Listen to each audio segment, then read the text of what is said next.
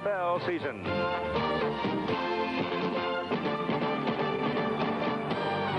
The Houston Gamblers and the Tampa Bay Bandits.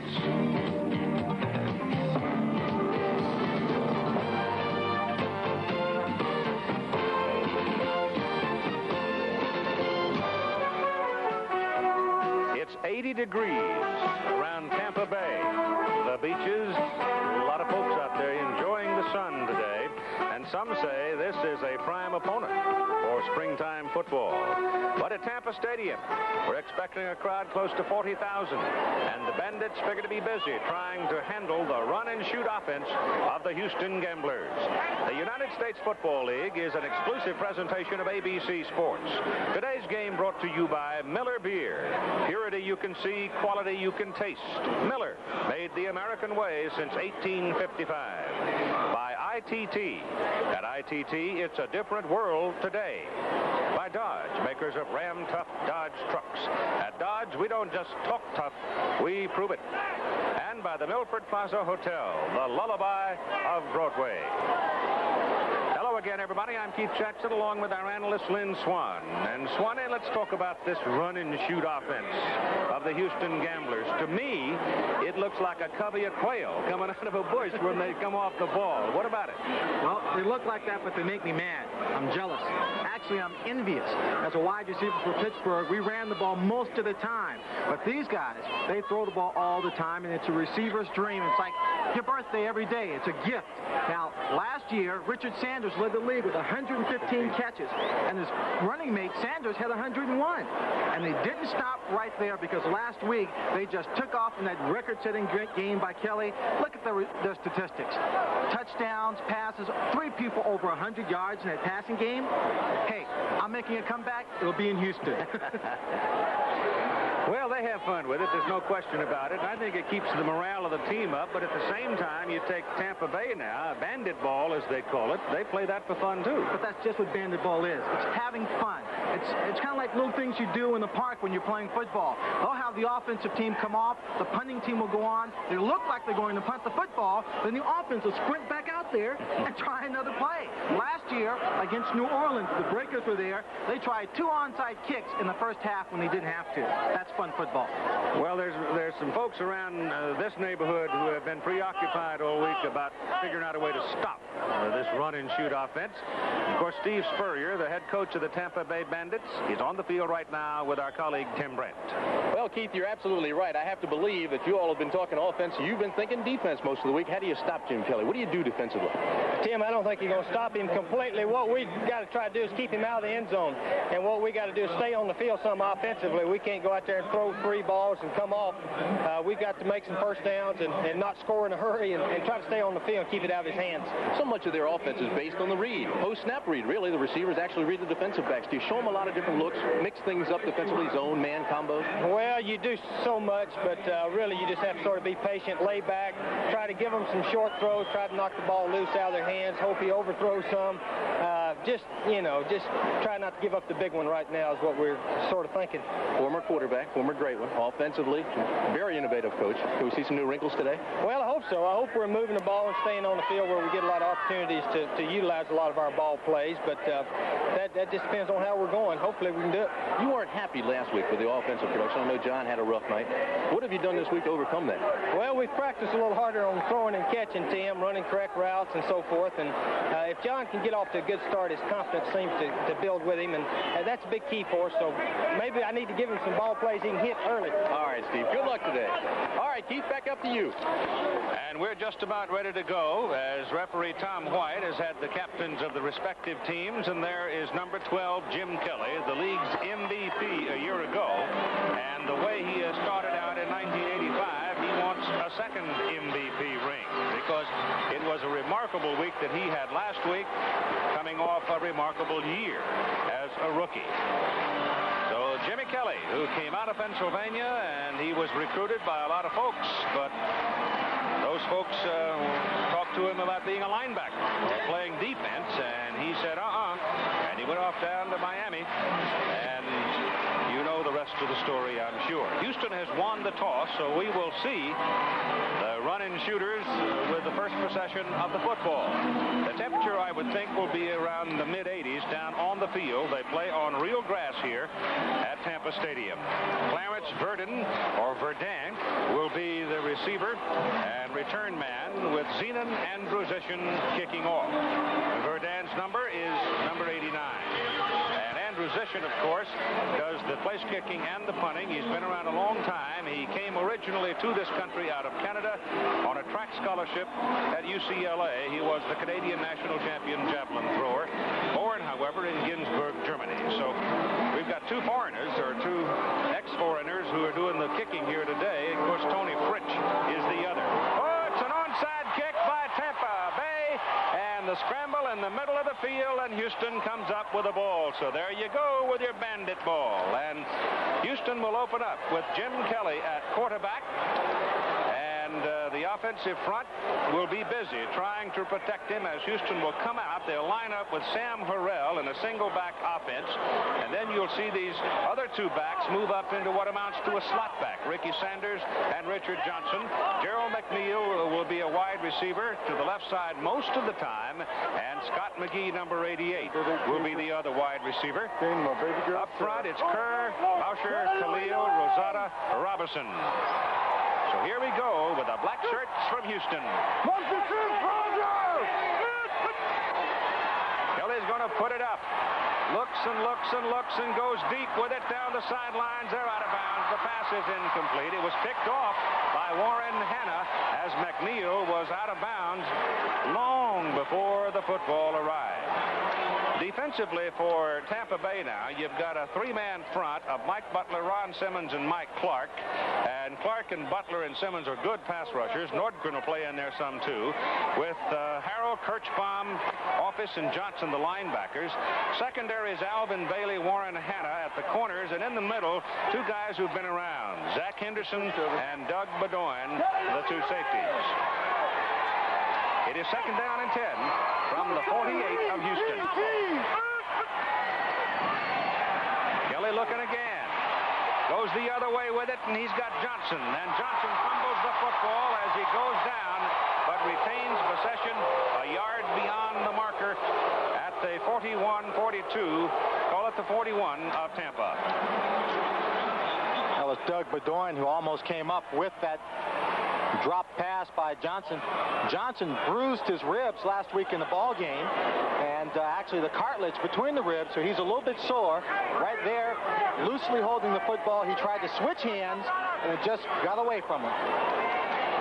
Jack Pardee is the head coach of the Houston Gamblers. Had two coaching jobs in the NFL, and of course was a Hall of Famer as a player. From the 41 of Tampa, first down, Kelly drops again. Down the middle with it. Incomplete. Couldn't hang on. Ricky Sanders in front of Zach Henderson. Ricky Sanders goes hobbling off the field. Coach told me once when I played for the Pittsburgh Steelers, his name is Lionel Taylor, you don't have time for a 5-yard catch. He's fumbling it. That's why we call it a 5-yard catch. But right there, he's taken that low and flipped over, and because of that hit, he limps off the field. And as we mentioned in the very beginning, Len, that's one of the penalties when you're a relatively small man taking the ball down the middle where those defensive backs can load up and whack you. Clarence Verdin is in now, replacing Sanders, and Kelly drops on second and 10. Goes down the middle with it under great pressure, intended for Johnson. The pass is incomplete. And storming in was number 58, Alonzo Johnson, and he rode Kelly down as Jim released it. And during the preparation for this game, defensive coordinator Barry Wilson said there are a couple of ways you stop this run and shoot offense. One is to get great pressure on the quarterback, and that's difficult when you're rolling out, moving all the time. The second is to be able to cover them like a blanket. And man for man, the Bandits can't match up with the receivers. But right here, the first alternative is the pressure, forcing Kelly to throw a little bit early. It is third and 10 now. Kelly rolls out, a little shovel pass forward, trying to get the ball to Sam Harrell, and the ball was short of where Sam was standing, and it'll go as an incomplete forward pass and bring up fourth down.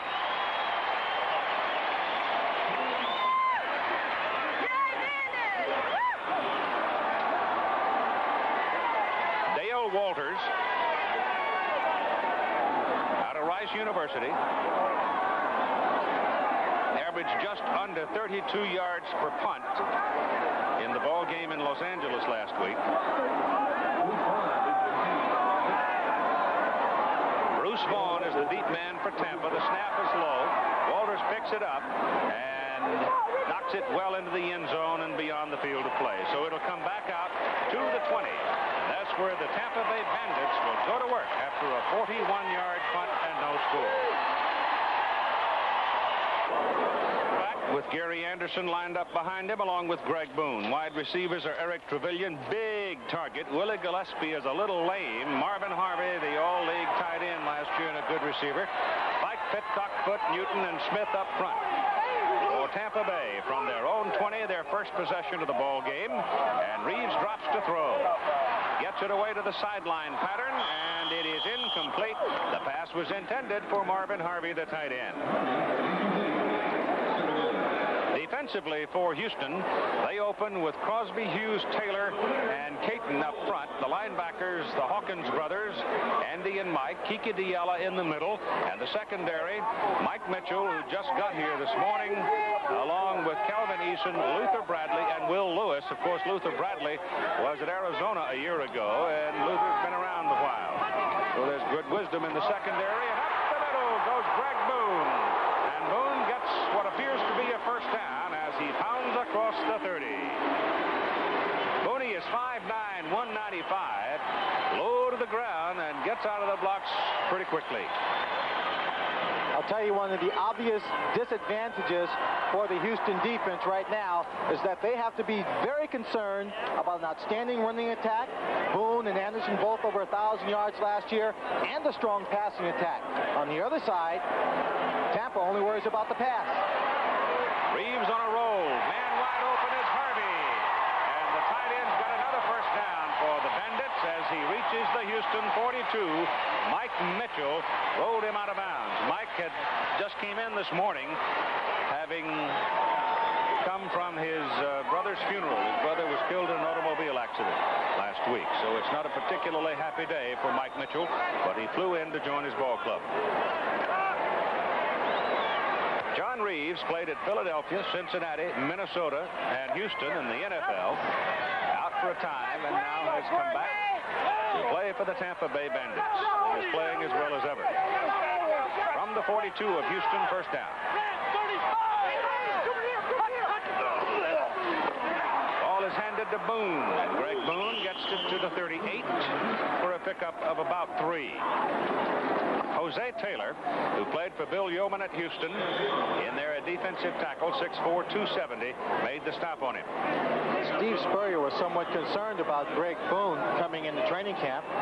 He came in well over his playing weight, so he's been checking out this young man every day to make sure that he's down to his right weight now. I think he's at about 197, I thought he said earlier. Reeves back. Little short pattern. The pass intended apparently for Gary Anderson coming out of the backfield, but he was well covered by the middle linebacker, Kiki Diala. That's a couple of fellows who bumped helmets before when Anderson was at Arkansas and Diala played at Texas.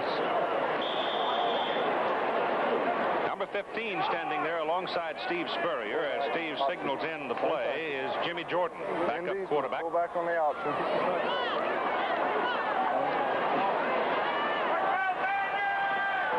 Let's call it the 39. Make it a pickup for 3, 3rd and 7. Houston got caught in the neutral zone, and you're going to get an encroachment call against the Gamblers unless somebody moved alongside the line of Tampa Bay.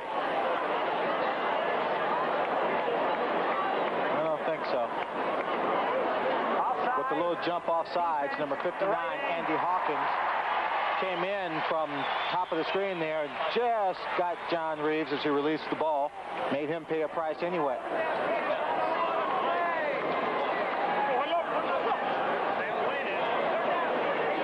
So the penalty moves it down from a 3rd and long to a 3rd and short.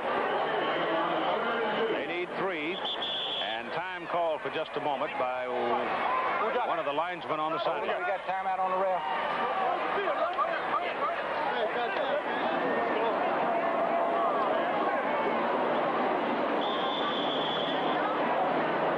I don't know what he's doing. Maybe moving some of the players back out of that neutral zone, so the chain gang can get up and down the field with a little more freedom. 3rd down and 3 now as John Reeves brings the Bandits up to the ball and give it to Gary Anderson outside. Oh, he got a great block by Greg Boone. A tremendous block by Boone. Opened the door for him, and Anderson goes for the first down at the 20. Greg Boone came to the outside and had excellent position. We'll take a look. Gary Anderson takes a pitch. That's Boone out in front of him. He makes the block to the outside. Doesn't knock the cornerback down. But what he does, creates a lane for him to run through. And the Bandits are cooking now at the Houston 20. Upman Boone. And he runs into Mike Hawkins. There's a heck of a collision at the 16-yard line, but it's a pickup of 4 yards. Steve Spurrier came into this game wanting to control the football. A nice balanced attack. He didn't really want to score very quickly because that would only bring out the Houston offense again. And the Houston offense goal is to score about 37 points a game. But with a balanced control offense, Spurrier can get the points on the board and eat up the clock.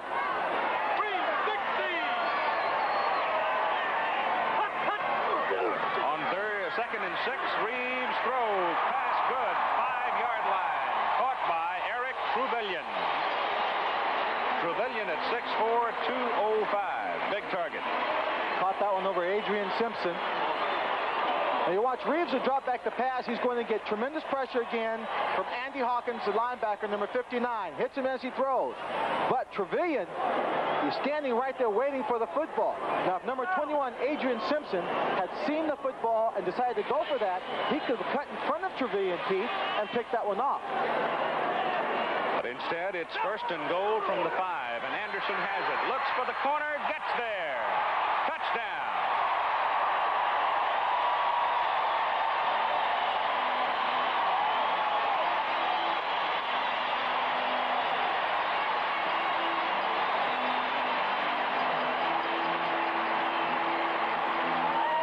Gary Anderson had said just after last week in his tremendous game of 143 yards that he felt extremely comfortable. He was due for a good year. Wasn't happy with just getting 1,000 yards in the last game of the 1984 season. He feels he is due to break open many ball games in 1985. He can do a lot for you. Oh, yes, he can. And position in for the extra point, and it's good. 9:41 to play first quarter. The Tampa Bay Bandits take the ball at their 20 and stick it in the end zone. That drive took 8 plays and 3 minutes and 46 seconds. And that's not the fastest drive, but again, taking up a little more time than scoring on 1 or 2 plays, which is to the advantage of Tampa. 7-0. The Bandits break on top. Gary Anderson has now scored 5 touchdowns in 5 quarters of play in this 1985 USFL season. That's a heady pace. The young man feels comfortable. He wants to go for it this year. This time, Androsian hits it, knocks it all the way to the 1-yard line for Clarence Verdun. Verdun finds a little daylight, but there's a penalty flag lying in his wake as he comes out to about the 21. There's 1 penalty flag back upfield and then 1 down around where the first block was thrown. James Ramsey, or is it Ramey? Just check that. James Ramey, number 78, was offsides on the kickoff. And I thought the second flag was thrown because Ramey got down the field so quick, he was in block from behind. On the kicking team, penalty is accepted. 5-yard re-kick.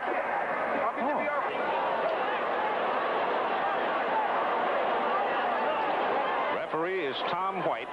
The umpire is Marvin Dernberger. The head linesman Jeff Bergman. Line judge Buddy Ujeski. Back judge is William Lang. Side judge is Joe Richwine. And the field judge is James Anderson. There the Stats on the first touchdown of the day as Tampa Bay goes out to a 7-0 lead. And the ball is brought back to the 30, where in position will kick it again. There's a little breeze down on the field, so it's quite a comfortable setting for the players and most comfortable for the fans. Jack Pardee went through some agony last week in Los Angeles as his team fell behind 33-13 in the fourth quarter. That hat he has on his head is to cover up all the gray hairs he's acquired from watching Kelly in the comebacks. Here's the kick by Zeno. Goodwin goes down to the 6. Verdun again. Verdun gets to the outside. He's gone. No flags behind him. It is 94 yards, touchdown.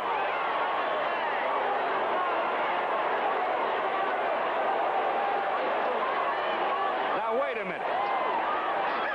It's too early for those kind of heroics. Well, not against this team. Keep in mind that all the receivers for this team run about a 4.5 or a 4.4 in the 40-yard dash. Clarence Verdun is a backup receiver on this ball club. And if Ricky Sanders or Richard Johnsons can't play, he'll be play a prominent role as a receiver. Here, he just gets downfield, picks up great blocking, and is not even touched. That's poor coverage, Keith. Yes, 5'8", 160 out of Southwest Louisiana. Tony Fritch is in for the extra point try.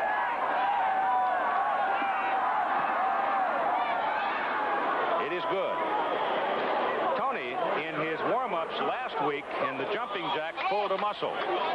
Now he says he'll only exercise his hands during jumping jacks. Ready for the kickoff now as Dale Walters comes out to hit it. Fritch doesn't do the kicking off this year. Tony, the portly character from Austria, he really is it's more fun to watch him play the game of football and be around him than anybody I think I've ever known. He has a good time. Here's Walters' kickoff. It's very short. Going to let it bounce in front of him, and coming up to pick it up is number 34, Bobby Futrell. And Futrell gets a short run out of it. Verdun's run of 94 yards for the touchdown ties his own personal record in the USFL. He had one against Jacksonville last year, and here he is with Tim Brandt. All right, Keith, it ties your record, Keith just said, with the long one you had last year. Tell us where you saw it open up. That's my first 10 steps. I saw the execution on the left side was great blocking. The hole was there, and it was me and the kicker. I know it was one-on-one. I can outrun him. You told me you run a 4.2. Is that true? Oh, yeah. Good day, I might run better. Like the hell out of my mind. All right, Swanee, if you believe that one. I believe him. 4.2? I won't race him. Tampa Bay goes to work from the 22. Ball is given to Gary Anderson, and he is caught behind the line of scrimmage, run bound by number 59, Andy Hawkins. 4-2. Yeah. Must have been on AstroTurf or a track, spikes on. Pretty fast. I know that 4 of the receivers have been timed at 4.4 or better. So I know that's so. Yeah. Second down now at about 12. The ball back near, just inside the 20, near the 19. Boone and Anderson are the setbacks for the Bandits. Double wide. Reeves will throw. Short. Anderson shakes a man. He's in the middle. Gary Anderson shows you some moves. Good for a first down up to the 36. He ran right around Andy Hawkins, and Andy Hawkins is a pretty good linebacker, folks. Some classic defensive strategy going on here.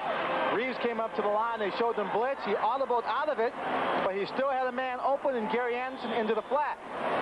Defense had dropped off at the last moment, creating the opening for him, and then Gary Anderson turns it into his own individual show. Excellent moves here.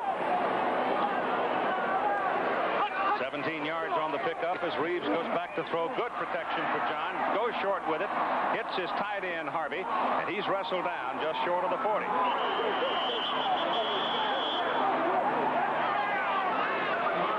Before he was wrestled down, Keith, he dropped that ball. That's one of the problems when a player is struggling for those last 3 or 4 yards at second and third effort, because so many players have broken tackles. You don't want to blow the whistle very quickly on a strong tight end or running back. You give him a chance. At the same time, it gives the defense a chance to hit that man more often. to wrap it up. On the 40. Second down, 6.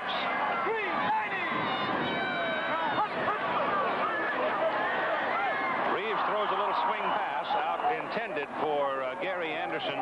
But Kika Diallo, the middle linebacker, number 31, looks like he's taking Anderson on now as his personal project because he was in the backfield and was right there.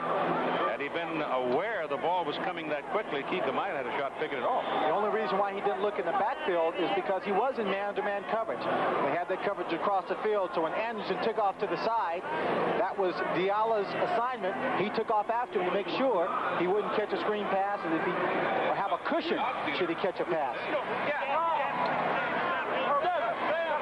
A 7-7 ball game. Tampa Bay went 80 yards to lead, and Clarence Verdun took it 94 yards on the kickoff for a touchdown, and that's where we are at 7 as Reeves rolls it right.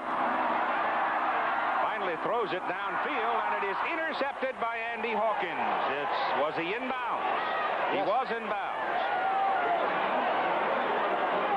So Andy Hawkins, who had 8 tackles and 1 sack last week, starts out having another big day today. He played college at Texas A&I. That time, John Reeves really should have gotten to the ball. You see the pressure on him right there. The receiver hadn't even turned around. He really should have thrown it out of bounds because all his receivers were pinned to the sideline. John had been better just to tiptoe on out of bounds and eaten it. It's a turnover instead. Family Day in the Sun at Tampa Stadium. Kelly Kirchbaum, the inside linebacker on the left side, has that tiny little microphone in his helmet today. So we'll be hearing the signal calling not only of Kirchbaum and the defensive people, but obviously Jim Kelly at quarterback. And now here he comes up to the line.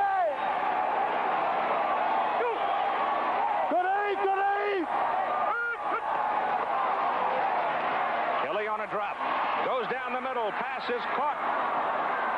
And good at the 32-yard line by Gerald McNeil, who is playing with a sprained thumb. Now, Gerald McNeil played at Baylor at 5'8", 140 pounds. He thinks he can play defensive tackle. The kid doesn't know anything about fear or danger. And watch him. At 140 pounds, goes right down the middle. If you're at 140 pounds and you go down the middle, you either have to think that positively or be crazy. I don't think he's crazy. He sure is fast and tough. From the 32, it's a first down for Houston. Again, it's in the middle and short to Clarence Verdun, and Verdun gets to the outside, and he is thrown out of bounds at the 23.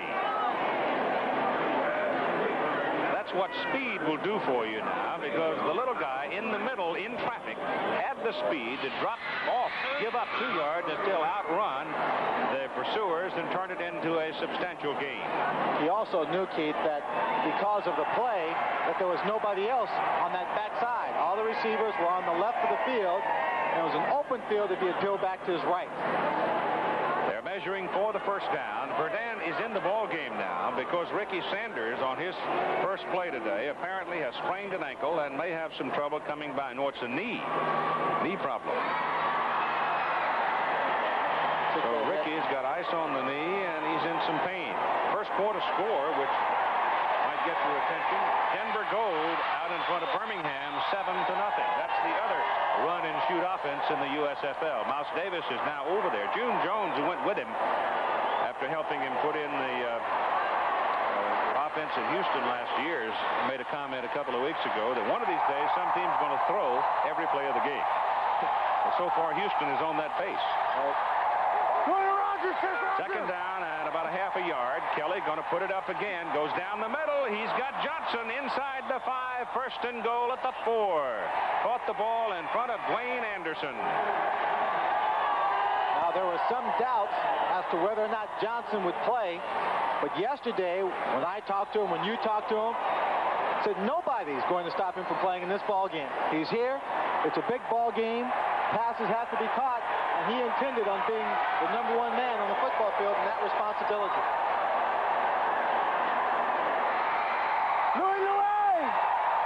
Rich played his college ball at Colorado. First and goal from the 4.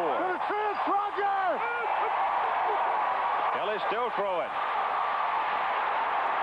Coming across the middle, it's touchdown for Richard Johnson. Kelly getting good protection, hung in the pocket, waited for somebody to break out of the pack. It was Richard Johnson, and the Houston Gamblers have gone back to the lead. Well, when this passing team gets into scoring territory so deep, anywhere inside the 20, you have a better chance at covering them because you don't have as much room to run. Kelly does a good job staying open there, waiting for his receiver to pop open. Johnson was on the far sideline. Things got hot. He just came across the middle. Interesting, too, Swanee, that he touched the ball to Johnson. Just touched it. Didn't throw it hard. Gave him a chance to catch it. He didn't always do that in his younger days. Used to break ribs and fingers.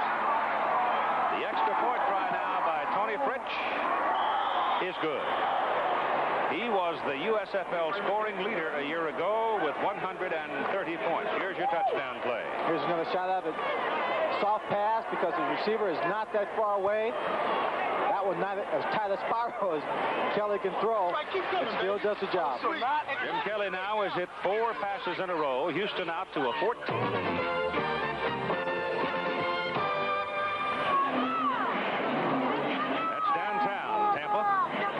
One of the fastest growing areas in the country as the Houston Gamblers cash in an opportunity. The interception of John Reeves, and they went right downfield with it and scored.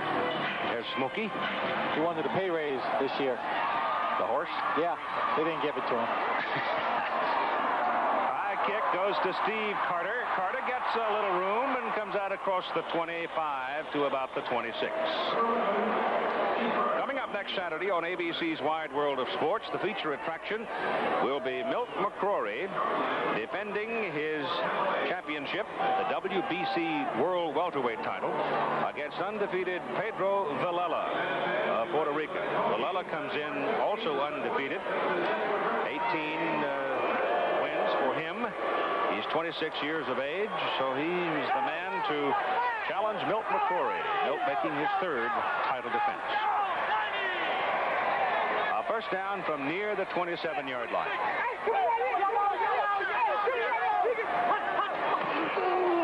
Anderson. And no daylight on that side as Gary wiggles in there now for about a yard. Let's spend a moment as Tim Brandt talks to Jim Kelly.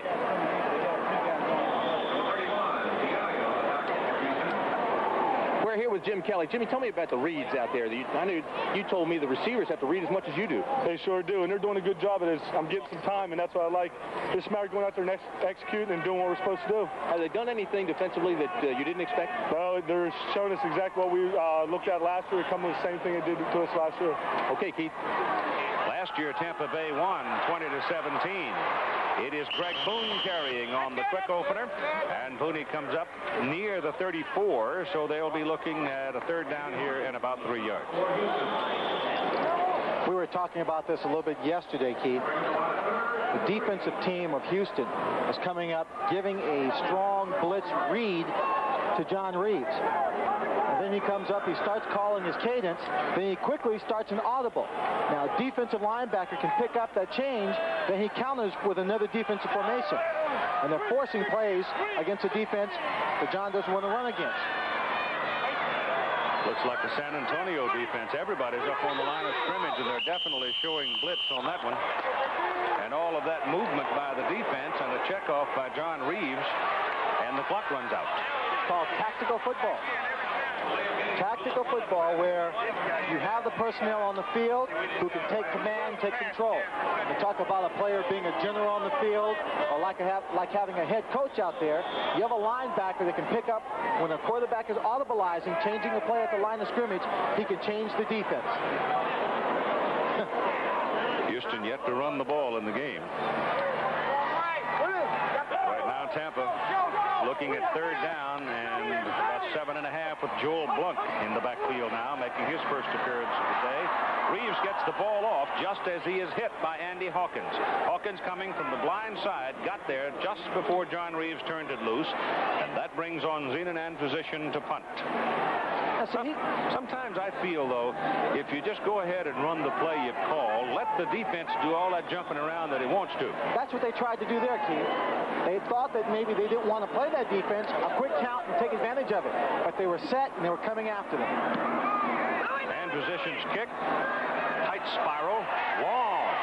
Way back. McNeil. He gets away. He can fly. He's gone. No flags. Touchdown, Houston.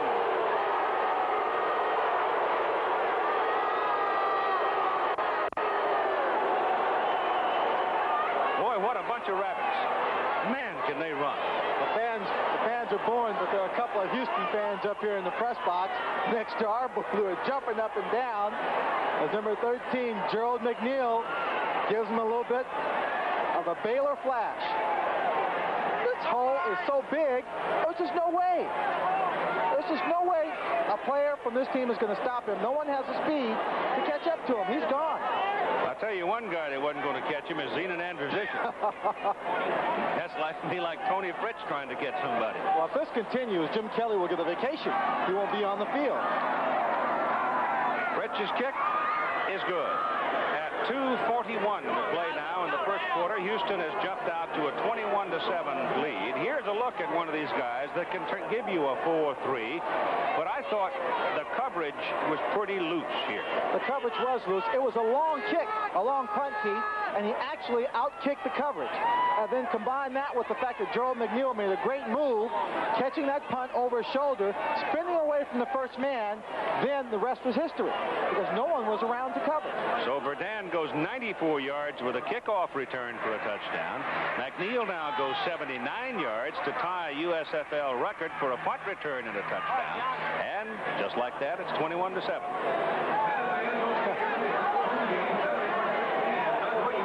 Heavy rides the burden on John Reeves. This is where a coach begins to get more gray hair, Keith. When you get a team like Houston and you've got to play match them. They score so fast, so quickly, and there's so many, and it's either by the pass or as we're seeing here on special teams. That'll scare you to death.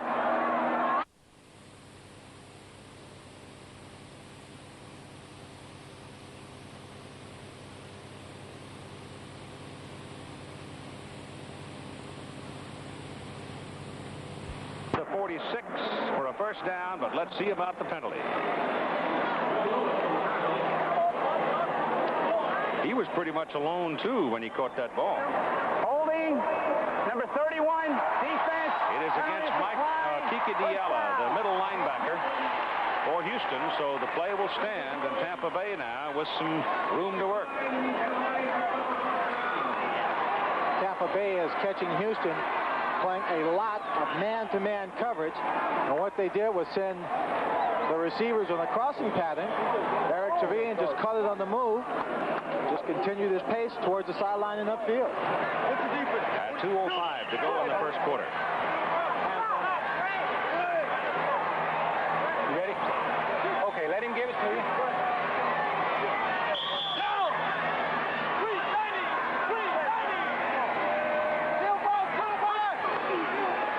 Anderson.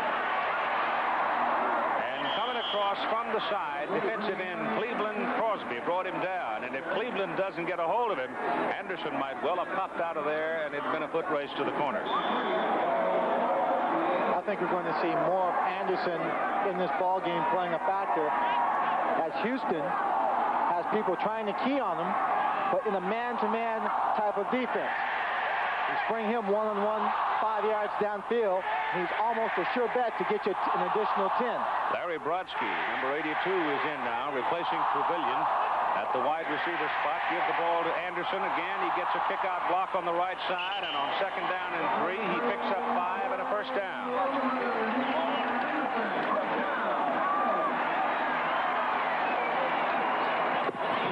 Keith, with a minute and 3 seconds on the clock running down, it's important to note that the game plan for Tampa is to control the ball and use the clock. Now, they're behind 21-7, but it's only the end of the first quarter coming up, no time to panic. So you're not going to see them change their game plan at all. They will continue to do the exact same thing. Well, you had the turnover, interception off Reeves, and then the 2 kick returns. Otherwise, it's a tie ball game. Anderson coming across, has the ball on his hands, but Mike Mitchell coming up from the left corner nailed him as the ball arrived, and Gary could not hang on to it. Mitchell out of Howard Payne, developing into one of the better corners around. Spencer Jackson was also open on that sideline, just standing there. I don't think John saw him. Or maybe, and because he didn't see him, he didn't see Mike Mitchell sitting back there waiting because Kiki Gadiala was a man covering Anderson on the play.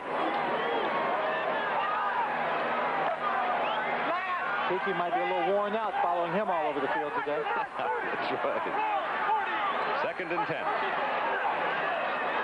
Reeves back. Short, incomplete, off Anderson's hands. Gary was looking for a place to go because he could hear the thundering hooves of Diala and just simply couldn't pull it in. Hosea Taylor was also coming in on John Reeves. You see the play action here. Right there, I think his concentration is just not with him because he should have made this catch. It just bounces right through his hands. So the Bandits are looking at 3rd down and 10 at the Houston 45, trailing the Gamblers 21-7 with 33 seconds to play in the first quarter.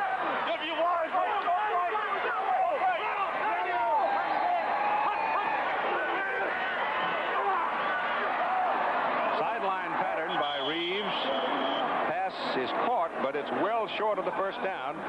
Eric Truvillion back in the ball game, making the reception in front of Will Lewis. Will Lewis, the right corner for Houston, had a great season last year, but playing right now with a troublesome groin pull. Keith, you mentioned the fact that John Reeves doesn't throw that hard to pass. Right then was the time he needed to burn one in there. That one just came floating in there. Almost got his receiver hurt. Killed. Quarter's over. So after one period in Tampa, the Houston Gamblers out to a 21-7 lead over the Tampa Bay Bandits. Second quarter of play, Tampa Bay now faces the dreaded experience of having to punt the ball. Gerald McNeil, who went 79 yards, and here comes Bandit ball for you. Timeout called by Houston as the Steve Spurrier switched his team. His kicking team was out there. All of a sudden, the offensive team comes running back on the field, and the Houston Gamblers said, wait a minute, timeout. We're not going to put up with this nonsense, and it was a good move by Jack Pardee. It was a very good move. I don't know which player on the Houston defense called the timeout, but he did the only thing he could have done to save his defensive team from being exploited by the quick move of the offense running back onto the field for the Tampa Bay Bandits. Well, Steve Spurrier, who's got a bag of tricks, I'll tell you, he'll try anything. Because he'll look you right in the eye and say, my owner, John Bassett, told me Bandit ball was supposed to be fun, and by George, I'm going to have fun with it. And he does.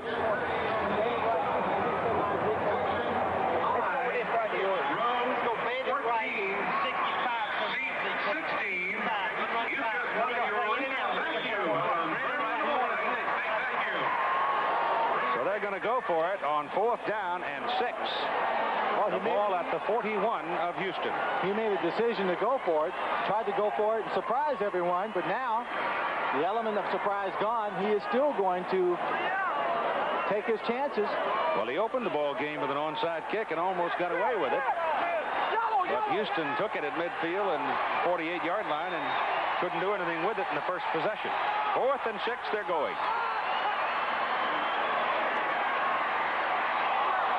Got a man. Got a first down at the 27-yard line. Spencer Jackson.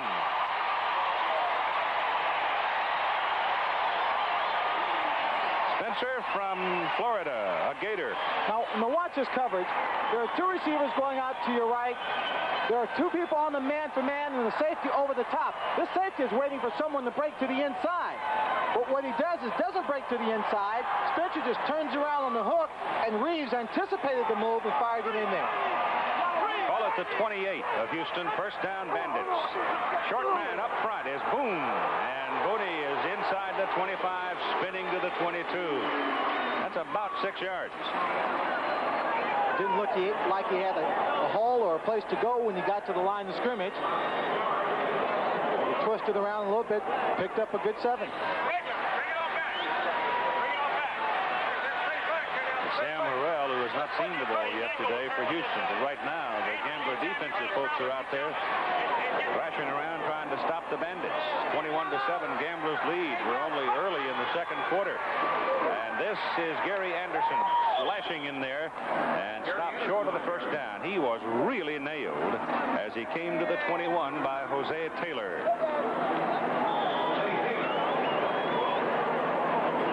Jose looks pretty trim. He's down to 270. Looks very good. They are obviously keying on Gary Anderson, trying to take him out of the attack.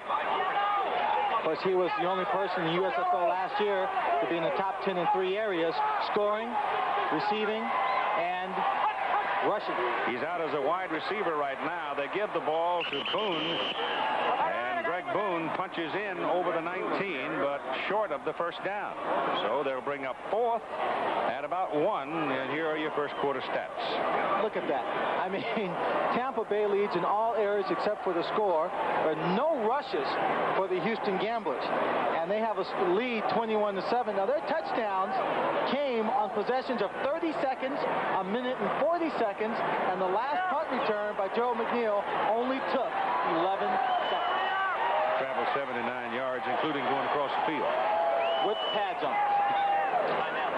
Timeout's called now by Tampa. The Bandits spend the timeout at 12:33 to play in the first half, and they're trying to get closer. The Denver Gold continuing to lead Birmingham 16-7 in that ball game. And another score, the Arizona Outlaws 7-0 over San Antonio in the second quarter of play. It'll be Gary Anderson, left side on this play. 4th and 1.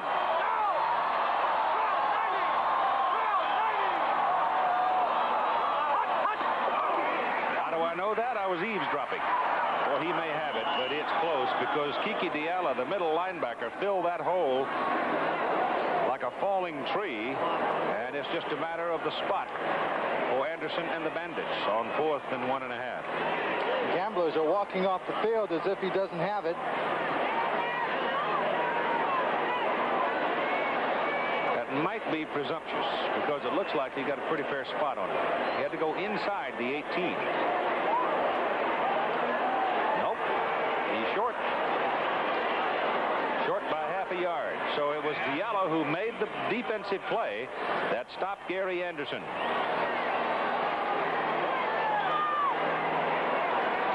So the Bandits now will have to play some defense as Kelly and company comes back on the field. 2 of the Houston touchdowns scored by the kick returners.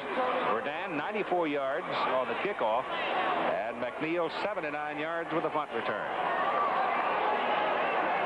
Trip strike, Roger! Kelly Kirchbaum right there wearing that tiny little mic in his helmet. Stay! Called stay on the defense as Kelly swings it out to the right side, and for the first time today, Sam Harrell, the lone running back, handles the ball, and when Sam goes out into the pass flow, he becomes the 5th receiver. That's correct. When you heard Kelly yelling, stay, defensive people have what we call checks. When an offensive team goes in motion, it changes the formation. So the defense has the option of staying in that defense or checking to something else.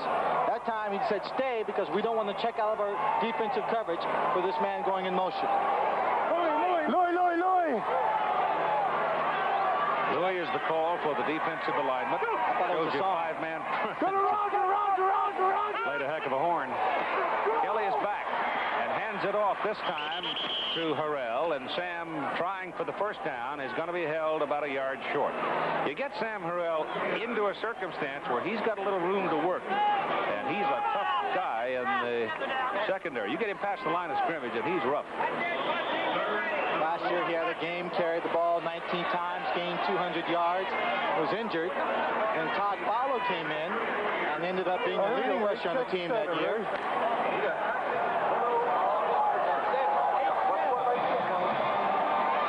Fowler expects to be back. Maybe 3 weeks after having his knee scoped. 3rd and 1. On 3rd and 1, Kelly wants to throw it and does, and it's good for the first down to Harrell. So instead of the conventional play where you'd give the ball to a running back and he'd stick his head in a stack, he stood around back there for a good 8-9 seconds before he finally found somebody to throw, and now Kelly has completed 6 in a row. And Kelly was looking way downfield for a receiver. Didn't happen to notice number 83, Vince Corville, who was on the far sideline, all alone, no one on him. Of course, they've got so many guys out. They got 5 guys out. It takes you a while to find all 5. Takes the defense a while, too, sometimes. Johnson, the man in motion, and Kelly's pass thrown underneath. It goes to Clarence Verdun, and Verdun is in there for a maybe 2-yard, 3-yard pickup as Alonzo Johnson stayed with him and brought him down. Well, he actually had about a 6 or 7-yard gain, and then trying to avoid Johnson, he gave ground and was tackled. One of the problems of having so much speed, we talked about the asset of it, being able to run away from people. That time he thought he could do it again, gave ground, and got trapped by it. One of the things about this offense that Mouse Davis fathered is there's a goodly amount of patience in it, too. It's a complete system.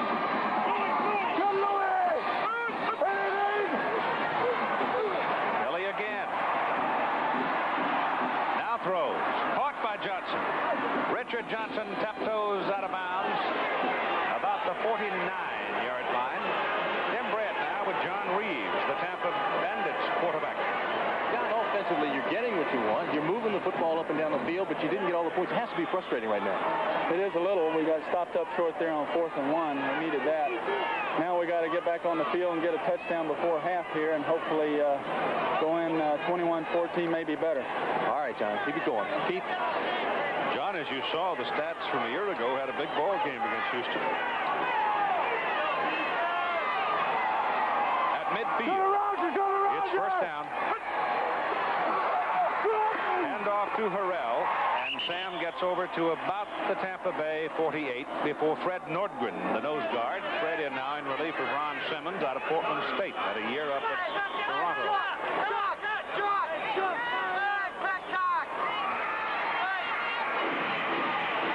It'll be 2nd and 8.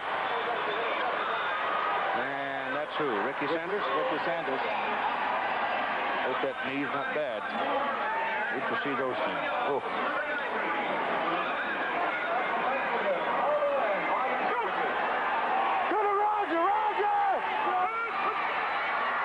Roger defense. Kelly looks, pumps, brought down behind the line of scrimmage by Fred Nordgren. Kelly was only sacked twice last week by Los Angeles. Last year, over the season, Kelly was sacked 82 times. So he's acquainted with the Bermuda. Well, he personally was sacked 75, and the team was sacked 82. What you're not seeing right here, there's so much going on in this football field. On the far side of the field, he got a matchup you would not believe, Keith. He had 3 receivers on 2 defensive backs. But didn't have time to deliver. Didn't have time to look. That's right. Loss of 6, 3rd and 16. Sideline man wide open is Vince Corville, and Vince has a first down for Houston. On the Tampa Bay side of the field, Corville is out of Rice, 5'10", 165. He made a tough touchdown catch last week in that 4th quarter comeback against Los Angeles. See a semi-roll by Kelly. He wants to see the whole field, just a little hook route. But if you don't think Vince is looking for a place to run, he just turns, spins, trying to find a little alley for that little burst of speed and quickness to get by the defenders. Kelly has now hit 9 straight. First down Houston at the Tampa Bay 35.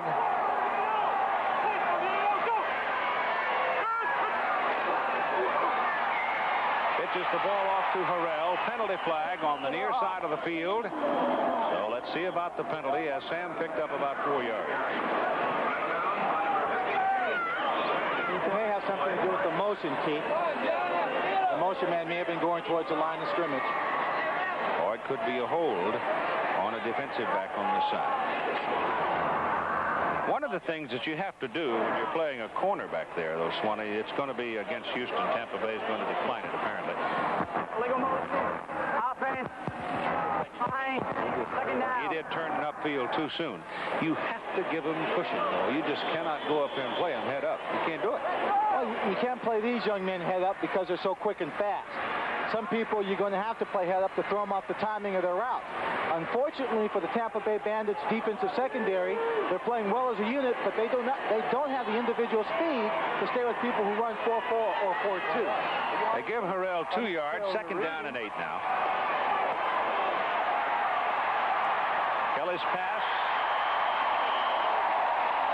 short and incomplete, intended for Verdun, defending Alvin Bailey. Alvin Bailey became quite a story last year when he was the punt returner for Tampa Bay.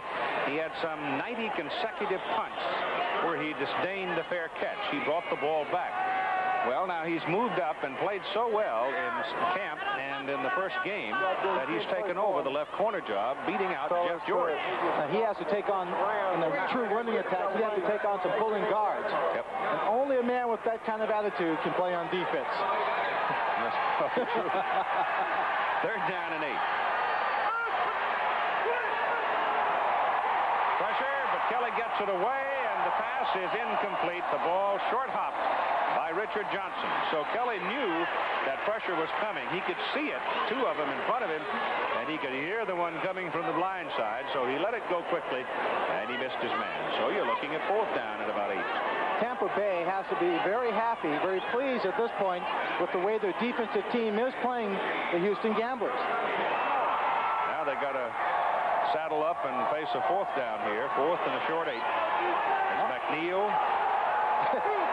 comes to the left side. Different kind of football, Keith. 4th and 8, and they're going for it.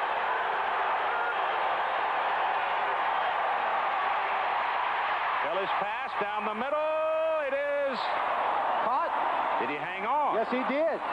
Call the ambulance. Sam Harrell makes a great catch in traffic and takes a whack, but holds on as he is pounded down to the turf at the 13. Well, folks, you've probably heard it 1,000 times, but you're going to hear it one more. If you're going to be a receiver and go after a pass, you might as well catch it, because no matter what the outcome, you're going to be hit. So you have to make it worthwhile. Sam Harrell was in a no-win situation. He was sandwiched between people in the backfield. He was going to get hit, but he made the catch. And Kelly lofted the ball into him and gave him a chance. On first down, Kelly rolls, throws to the corner. It's touchdown by Corville. Timing play. That's a bullet low to the ground. Defensive back was turned around, was not facing Kelly. He had no chance because he couldn't see the ball. And Corville, well, once the ball was within reach, all he did was make a little move to the inside, get down low, scoop it up, hang on to it for the touchdown. Well, I tell you what, Jeff George had him well covered. But Corville and Kelly know each other well enough now that they just timed it out and made it work. Rich for the point. Good. 5:22 to play in the first half. And Tampa Bay failing on 4th down. They pay for it as Houston leads now 28-7. Been defused as Tampa trails 28-7. And Houston will kick it off. Walters, low floating kind of a kick, and it's picked up by Bobby Futrell. And Futrell finds a little running room and comes up across the 35 near the 37. So the Bandits will have fair field position with 5:10 to go in the first half. They need some points now.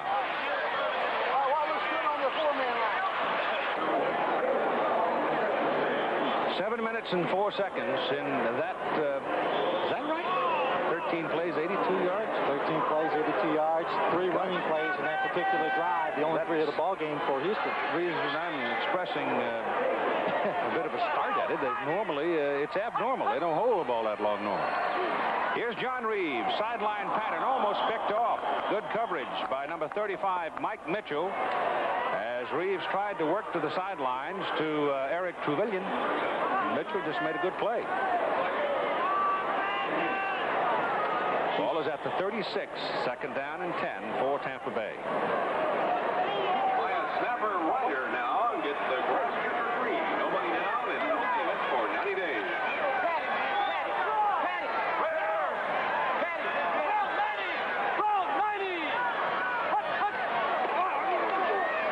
Deep drop by Reeves. Down the middle with it. The pass is good at midfield. Caught by Larry Brodsky. Brodsky out of Miami. And Larry never was the fleetest of the fleet, but he knows how to run a pass pattern. Always described in his college and professional career as a good possession receiver, a Fred Biletnikoff type. Well, I remember one game between Miami and Notre Dame that we did in the Orange Bowl a few seasons back. Brodsky had a sensational day. Brodsky didn't have a bad day the first time I saw him play when he was with the Generals. Opening game of the inaugural season for the USFL. It's first down, Bandits at midfield.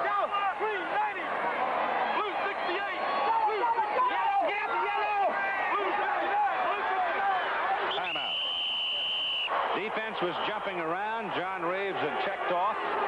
And the defense had stepped right into the path of his checkoff, and he spins the timeout with 4:06 to play. 28-7, Houston. One of sports television's most successful sports series, the Professional Bowlers Tour, comes live from Toledo next Saturday. $235,000 PBA National Championship. Chris Schenkel, Nelson Burton Jr. will be there for you. And looking at the last ratings, I would say Nelson's one up at least on Billy Packer. Ball at midfield, first down. Tampa Bay's got 1 timeout remaining. Houston 2, 4:06 to go, first half. Little play action, trying to set up. Anderson on the other side has 1 man in front, gets a good block. And Anderson sprints for a first down as he reaches the Houston 38. Vince Corbell, one of the speedsters that we saw catch a touchdown a moment ago, is with Tim Brent. Keith, and these guys are having a ball. Now, the last time Tampa Bay came out on defense, they came out with 6 defensive backs on you guys, and they were playing man. Do you like that? I really like it. You know, gives us a chance to just go man on man, speed on speed. And on that particular touchdown, we had a choice call whereby I had the option of running the post or the out, and he gave me a cover 2 look, and I just ran the fade. Special K threw it to the spot. All right, Keith, he says there's not a defensive back in the league that can stop him. You might be right. Little short pattern here to Greg Boone, and Boone is close to another first down for Tampa Bay as he gets inside the 30 near the 28. So that's a pickup of about 9 yards on the reception by Greg Boone. Keith, did you hear what he called Kelly? Special K. Special K? I would agree, wouldn't you? I got a feeling he means that more than an inch and Kelly can get it in. Well,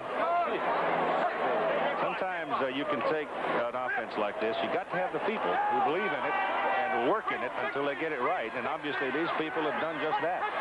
Second down and 1. It is Boone for the first down. So Greg Boone will give Tampa Bay a first down just short of the 26-yard line where Van Hughes brought him down. Mooney from Duke, Van Hughes out of Southwest Texas. Played for Jim Wecker.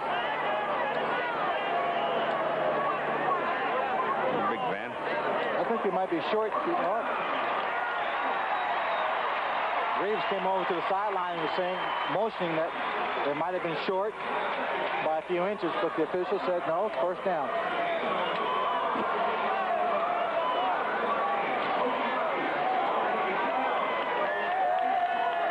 Jim Kelly's a little relaxed about right now? Here's so. His eyes get a little wide open when he gets on the field. Oh, my goodness. He hits his tight end, Marvin Harvey, right on the numbers, and Marvin trying to set himself for the shock to come with a hit he was expecting. Didn't control the ball. Oh, it wasn't Harvey, it was Brodsky. Yeah. Brodsky. You know, when you're in that posture, though, if your back turned to that cornerback, you just have to anticipate collision. And it hurts sometimes. I've seen receivers in that position, Keith. They think someone's right on their back. They make the catch, and they're braced for a hit. And they're waiting there for 5 seconds because no one's around. And then they fall down. Or out of bounds. Yeah. Second down and 10. Up.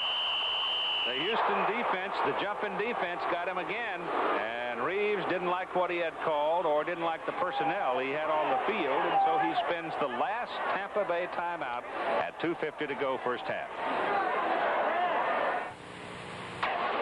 Little man-made breeze cooling off Jim Kelly. I tell you, somebody else who's having a fair to middling day here is Vince Evans.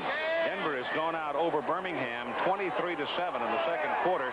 Evans now 39-yard touchdown pass and a 48-yard pass. But he might be catching on to Mouse Davis's scheme of things too, as John Reeves is hit from the back just as he tries to throw by Jose Taylor, and it falls incomplete. Earlier in the ball game, Reeves came over to the sideline on that fourth down play when Anderson tried to get the first down and didn't make it. They called it 16 at first and decided not to go that way because Hosea Taylor was having such a great ball game. And right now he comes in from that last play. He came in from behind and put the pressure on Reeves, forcing the bad pass. They called him Jose when they were talking about it on the sidelines a while ago. If he keeps it up, though, it'll be Mr. Taylor by the third quarter.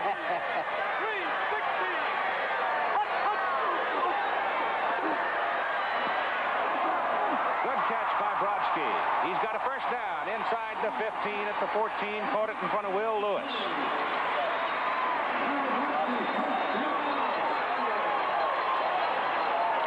What player? Not fancy. No, not fancy at all. He very seldom will drop a pass that's catchable, even in traffic. So precise with his patterns. First down from the 14. 2:11 to play first half.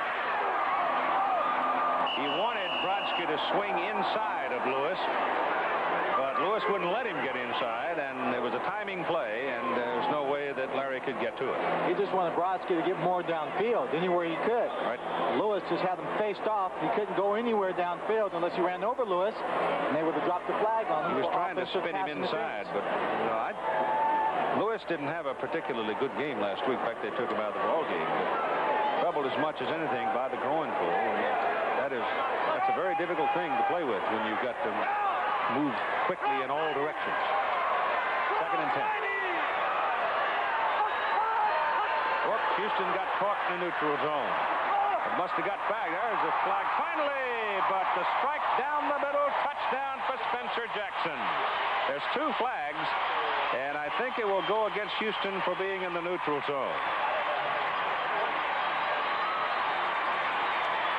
John Reeves waving his hand as he comes off the field after talking to the official, finding out that it was against Houston, the penalties. So at 2:01 now, the Bandits put their second touchdown on the board with this play. Now watch Spencer Jackson after he makes his catch. He believes he's going to get hit, so he is really not going to move. He's bracing for a blow, but they miss him. Lifts his head up and sees the end zone's only 3 yards away.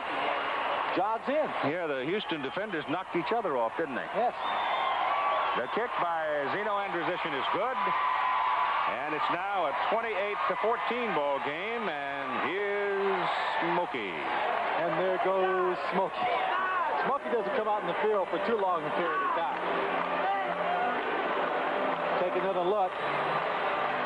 John just doing what he intended to do, straight drop He that zipped that ball right by the umpire's ear, didn't he? Yeah, he better duck. He better That's duck. a good way to get a black eye. Big John didn't have the greatest ball game last week, only completed 6 passes. During the preseason, he was in there for 5 possessions, scored in all 5 of the possessions he was in charge of. And even with the bad game last week, they still came away with a great win. right now, he is 12 out of 23 for 161 yards. There's the young man that caught it, his second of the year. Now the Bandit defensive people have got to muscle up here and try to hold Houston and go to the clubhouse. Getting that touchdown, very important, but it won't mean a thing if Houston comes boom, boom down the field. Well, their offense scored on 2 drives, one of 52 yards in a minute and 40 seconds. And their second drive came in 13 plays, 82 yards, and 7:04. So they've demonstrated in this ball game the ability to do both, score quickly and possess the football. This is Scott McGee returning this one. Another one of those wide receivers, and he pops into the open and almost got out of there. Whoa, out to the 46-yard line. I thought Scott was gone. I was sitting on my stool here, Keith. I saw him bounce through. I jumped up. I said, oh, no, not again. They're mixing. We'll take another look at it. He doesn't get the same great blocking that Clarence had early in the ball game, but he finds a hole big enough right there. He fakes out the kicker. Scott McGee. Dangerous. He can travel with it, too. This team does not have a single tight end on their roster, the Houston Gamblers. All wide receivers. Houston's offense has produced 143 yards. The return yardage for them so far, 211.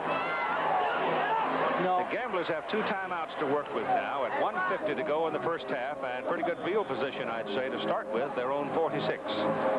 Whomever is the coach in charge of special teams for the Tampa Bandits, he is going to have a lot of time to work on it the following week. Well, everybody doesn't give you the problem of the Houston.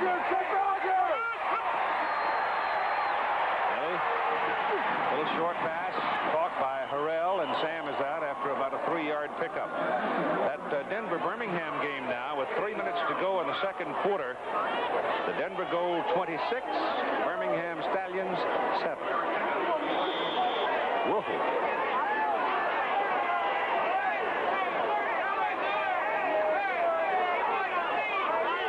They not only got their run and shoot going, but somebody's playing some fair defense to hold Birmingham to 7. That's right. At the 49, followed a 3-yard pickup, second down 7. Kelly quickly to Clarence Verdun, and Verdun with his speed, again, not that big, 5'8", 160, but he is so bloody quick that he's very close to a first down. He felt all those big bodies around him. Quickly went down to the ground. A wise move. That young man might be around long enough to play some great football. They'll bring the chains in to check it at 1:39 to play. 28-14, Houston leading. If I were playing this team, I believe I would like to, it's just short. I believe I'd like to have about a 35-point lead going into the fourth quarter. And even then, I don't know that I would be complacent.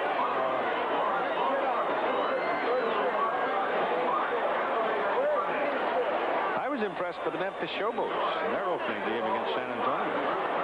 Pretty good looking team. They're going to get John Corker back, the linebacker. They'll have Tim Spencer healthy in about 2 weeks, the running back. They have one of the better defensive teams in the entire league, with Reggie White from Tennessee anchoring their defensive line. Third and inches, and they're going to throw. Kelly going deep with it, and nobody there. It should be picked. Oh my gosh, he dropped it. Warren Hanna literally became the wide receiver, and Hanna just flat dropped the ball. Gerald McNeil was going downfield, and for some reason McNeil got hung up and was not near the ball. The play, Kelly was looking for a receiver on the far side. Now you see him, he overthrows him, but McNeil, the reason why he slowed down was because he was looking for Kelly to start scrambling. If Kelly were to scramble, his assignment is to come charging back to him. Now, if Kelly had scrambled or held on to the ball, McNeil would have come back to him and would have been wide open. Yeah, there was a lot of real estate. No white church in it. There's your first down as Sam Harrell carries it down to about the 37-yard line of Tampa Bay. And the time remaining, 1:22. In the USFL, the clock stops for the movement of the chains, but once the chains are down, the clock is rolled by the referee. Houston didn't huddle.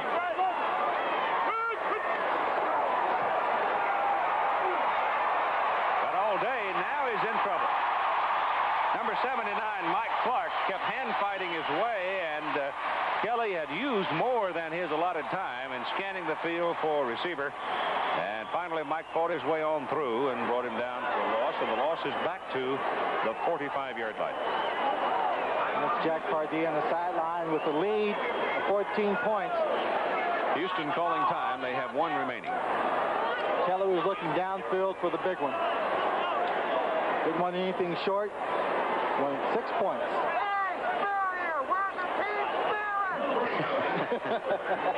Second down and 17. That obviously is one of the players up on the Houston bench. He knows that Spurrier really can't hear him. I don't know. It might be just a leather-lunged fan. That could be.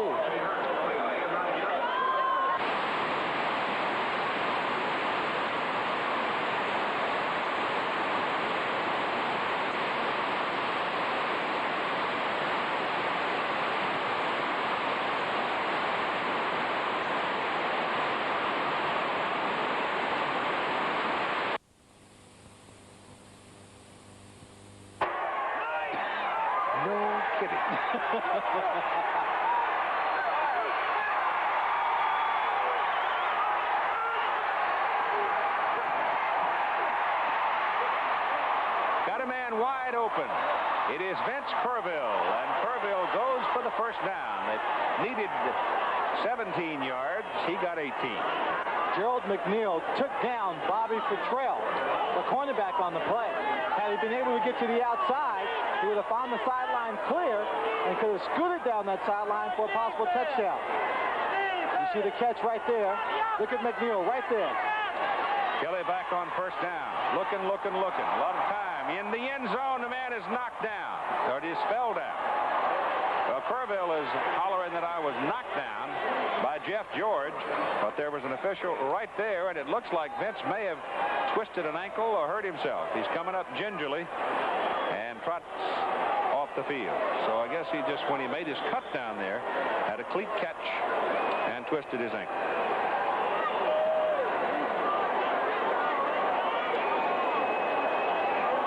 I'm not sure that the Houston side's aware that he's coming out of the ball game, because number 89, Verdun, is going to the sidelines. Richard Johnson's coming back. Do they have 11? Yeah, McGee's in. Scott McGee.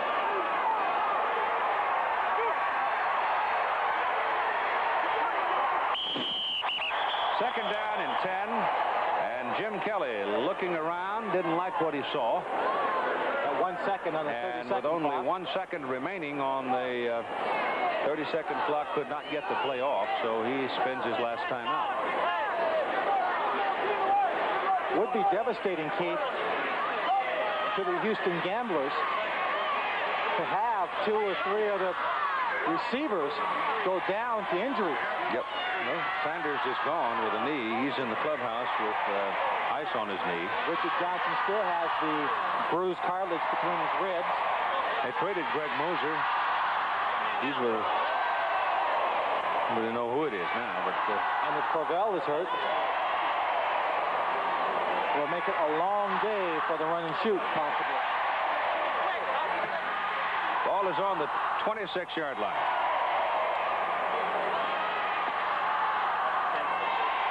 Purvill has a twisted knee and has indicated that he thinks he'll be able to play more today.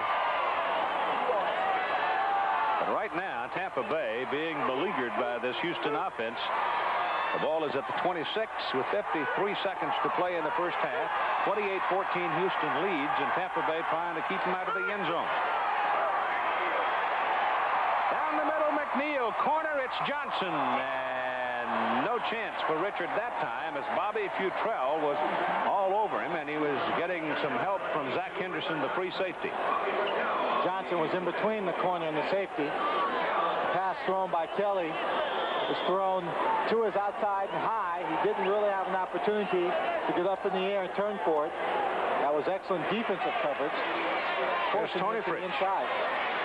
So if they don't do something on this one, Tony may get a kick to close out the first half. He's becoming quite a restaurateur in Houston. Oh, he's opening another one. Kelly back. Oh, he's got a man in the corner over here wide open, and the ball is fumbled down the middle, and Tampa Bay has covered it. Apparently they're going to know that. I don't think that was a completed pass, and here comes the man from the side now who is waving it off, isn't he? Keith, I'll try to interrupt you, but I think right here is where, if they don't call it a fumble, that Steve Spurrier should exercise his prerogative and challenge that play. Well, let's look at it. Tampa players very upset over it. I don't know, just at first blush, I didn't think he had it. I think he is. He's talking to an official on the sideline right now. An official's going to go out. Now, does he have it? Yeah, looks like, I guess he does have it. Looks like possession. That's number 88, Scott McGee, who was walloped. And Spurrier has the right of challenge because there goes the red flag. They've called it, and remember now, the use of the instant replay in this case, and the review official is the head of officiating in the USFL, Cal Lepore, and he's got to work with what we're working with right here. And the question is, did McGee have the ball? Was it a fumble? And the replay rule rests only with the status of the ball. And since this does apply to the status of the ball, there's 39 seconds. You do not want to give Houston the ball back. That's a fumble. He had possession of the ball. Absolutely a fumble. 1 foot coming down. James Harrell knocked it loose. I think it's a fumble. Now they're talking. He's talking to Tom White, Cal Lepore, and they're going to make their decision. But just a little note on this, that in the opinion of Cal Lepore, it's got to be black and white. It's got to be obvious. Well, it looks from where I'm sitting in my relatively uninformed position that it was a completed pass and a fumble, and the ball came loose when Harrell hit him. And then Alvin Bailey finished it off. So if that's the case, Tampa Bay will have the football. Here comes the official onto the field.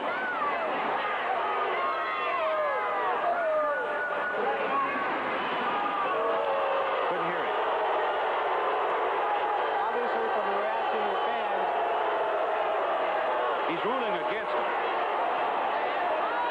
ruling against it. Ball comes back. It's an incomplete pass. Timeout is charged. Doesn't have any anyway. He doesn't have any, so there's a penalty for calling a timeout when you don't have one. The ball is moved forward 5 yards.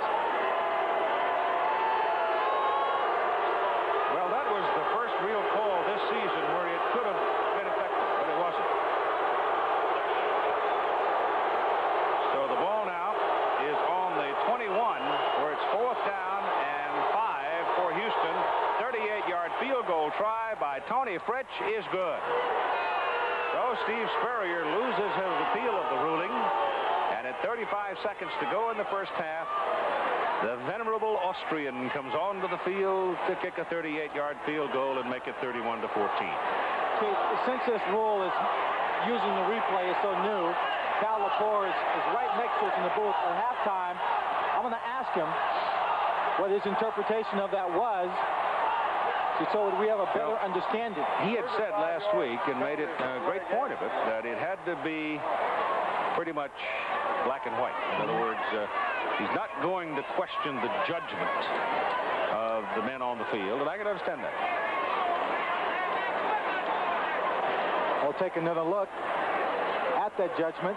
It's caught. It's in. See, that angle, you can't really tell. He conceivably could have been juggling the ball around, but from the other angle we saw, it appeared to me that he lost it when Harrell hit him. When Harrell hit him. We got a Harrell on one side and a Harrell on the other, and they spell it the same way. Hear this on the end zone camera. Possession, 1 foot's on the ground, the other foot comes down. He's flipped over, and the ball comes loose. It is a close call. Ball skitters on the ground, picked up short by Tampa at the 24-yard line. Dwayne Anderson, and Anderson gets to the outside and gets out of bounds with 24 seconds to play in the first half. Well, with all the hype about the offensive teams of both the Bandits and Houston, we forgot to take that closer look. People on this football team have not been paying as close attention to their special teams, their tackling and their assignments, and the special teams have played the most significant role so far in this ballgame. Neither team now with any timeouts remaining. There's the time remaining in the first half. 31-14 Houston. Don't write Tampa off. They can move that ball themselves. Reeves drops back. Looks short. Has to go short. Throws to Greg Boone, and Boone is thrown down short of the line of scrimmage, about the 40. He had the snap at the 38. He lost 2 yards on the play. They can't stop the clock. Kika Diallo brought him down. So they've got to hurry to get one more play. They may not get there. 2, 1, half's over. Didn't get it off. Didn't get it off. The crowd was making a lot of noise, and Reeves couldn't get the wide people to hear the play that he was calling. We've got a penalty flag down. It'll have to be on the defense in order for the half to be continued, and apparently not. It's against the offense because both teams are going to the clubhouse. And so after the first half of play, here's Tim Brandt now with Steve Spurrier. First thing I'm going to ask you, Steve, is about the challenge here. Well, it looks like he got caught it and fumbled. Got hit and fumbled, didn't he? I'll tell you this, from our end zone angle, it looked like a fumble on the replay. Well, I think everybody knew it was. I don't know why the refs didn't change it. But I don't know. They didn't change it. I don't know. Steve, what do you have to do to get back in the ballgame? 31-14 against Houston. Well, we got to play better on 3rd and 4th down. Our defense has played well. A lot of downs in the 3rd and 4th downs. We've let them hit some passes, and then offensively we hadn't played very well. Had a chance to get some points right here, and John throws it to a guy, and we get tackled. We're not playing very smart. Hopefully we'll play smarter and play better next half. All right, Steve, stop. All right, Keith. Thank you, Timmy. Well, it's a 17-point deficit. I'll re-emphasize the point, and I'm not saying just to hype the second half. I just think Tampa Bay has the faculty and the people to get back into this ball game. Here's the play now as it comes down the middle to Scott McGee. He's hammered underneath by Harrell. Bailey comes over the top. It appeared to be possessed, but it was not called so. So at halftime here in Tampa Stadium, the Houston Gamblers lead by 17, 31-14.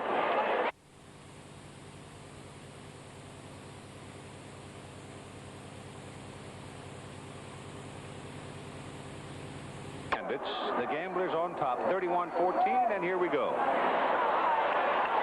Long kick, floating kick, hard to handle, picked up by Steve Carter finally. And Carter is short of the 20 as he comes back to about the 16-yard line, and there are your halftime stats.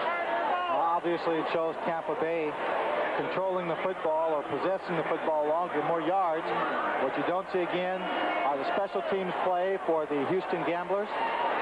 Made a difference in this ball game. And also the great defensive play, really, Keith, by the Houston Gamblers in mixing up their coverages, making it difficult for John Reeves to get a read, having him audible out of plays, and so forth. They're going to bring the kick back and make Houston kick again from the 30-yard line. The rationale, to bring you up to date, if you were with us in the first half and saw the challenge of the call and the use of television replay, the rationale in refusing the appeal by Steve Spurrier was that Scott McGee had 1 foot down. When he was hit, the ball came loose before the second foot hit, so they ruled no possession, and it was easy to call. Well, that's a matter of defense, but that was the decision. And that is the fun part of it, because one of the great pleasures of any kind of sports contest is the fact that everybody doesn't agree on something. And that's also one of the dangers, I think, of using television replay. This is Bobby Futrell. And Futrell pops to the outside and almost got himself some room to run. And Dale Walters, the kicker, was the man that ran him down and caught him at the 36. So the play over which there was some disagreement, obviously by Steve Spurrier, was a pass down the middle, Kelly to Scott McGee. And here is your Well, to put it very bluntly, the television angle is not really sufficient, I suppose, to be absolute in the call. And the call was no possession. Here goes John Reeves now on first down from the 36. Overthrows his tight end, Marvin Harvey, and I think he had Harvey that time because the big tight end, 6'3", 225, had his body between the defender and the ball. Yeah, well, he had Harvey open, but Jose Taylor had John Reeves under pressure and covered. You'll see here, just as he releases it, he goes down. Taylor was the man who grabbed him around the ankles and pulled him down. And the 78 was Cleveland Crosby coming in from the outside. A man in his middle 30s ought not be subjected to that kind of abuse. Here goes John back again. Goes down the middle with it. This time it is caught by Spencer Jackson. And Jackson has a first down. And a penalty flag comes out of the pocket of one of the officials on the field as the tackle was being made. And it'll be at least the 40 and possibly more. That could be a face mask. Could be a face mask. Could be something for spearing or piling on after the receiver was down.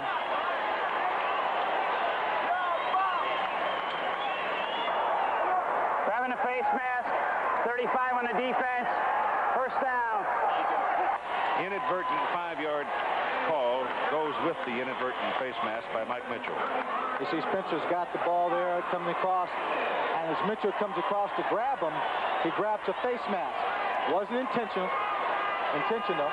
inadvertent, so it's only a 5-yard penalty. And the ball moves down to a first down at the Houston 35-yard line. So the Bandits are moving it here as we start the second half of play. Reeves throws, penalty flag on the field as Harvey makes the catch and goes down at the 20.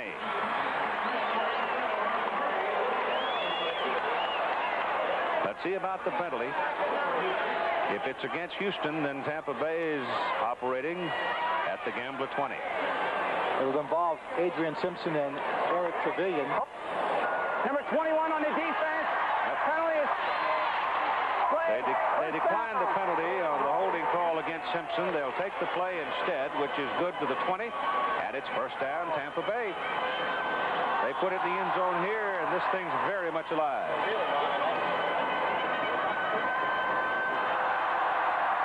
Of course, Houston hasn't been on the field in the second half. No, they haven't. Just the reason why they had a better score.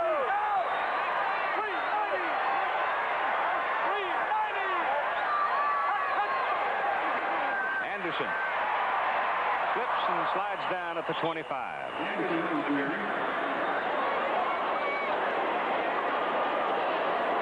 That 390 call is a play that involves Anderson. He's called it several times. Almost every time he's had the ball, it's been that 390 play to that side. One of the things, I guess, George Allen always ran his ground offense, the running backs. George ran him to the left a lot. And I guess a lot of people wonder why. And I've never really honestly asked George, except it just seemed obvious to me that George figures everybody else is right-handed, so he ran his to the left side, which causes the defense to be a half step off. Oh, my gosh, Brodsky is wide open and falls down at the 9-yard line. There are penalty flags on the field, and may wipe that one out, but Larry was all alone and then fell down. He lost Simpson completely. Holding call is against the defense, so the play will stand. John Reeves had a blitz to contend with. He's worried about that. He's going to get pressure. But when he throws this ball, he leads Brodsky out. Brodsky looked like he was going to continue going downfield. But Reeves just threw it out to the sideline. Brodsky broke off his pattern, came back, made a good diving catch for the first down. First and goal now for Tampa Bay at the Houston 9. Anderson was out for a brief blow. He's back into the lineup now. And Brodsky comes off. Trevelyan comes back. Jerry Price, a second tight end, is out there, so they've got a double tight end alignment now. 4 seconds on the 30-second clock. Gets it off. Gives it to Anderson. Gary Anderson cuts it to the 5.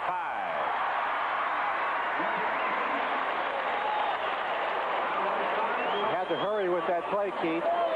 And they came up to the line of scrimmage. They only had 6 seconds left on the 30-second clock. 5-yard line. And in the first half, they used up most of their timeouts just to stop the clock to avoid the penalty. Okay, 31G is going to be.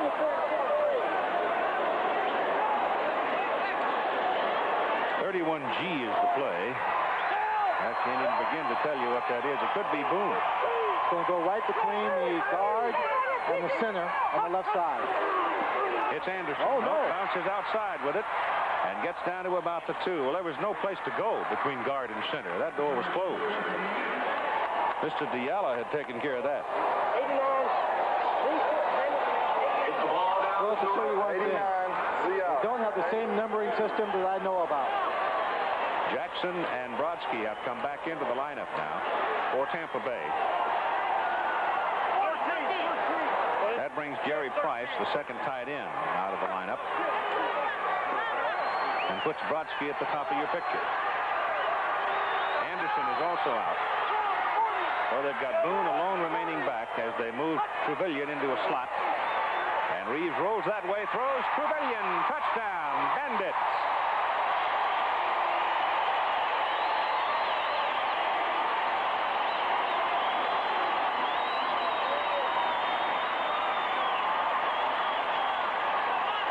So Tampa Bay comes out to start the second half, and they take the possession and just take it right on down the field for this touchdown.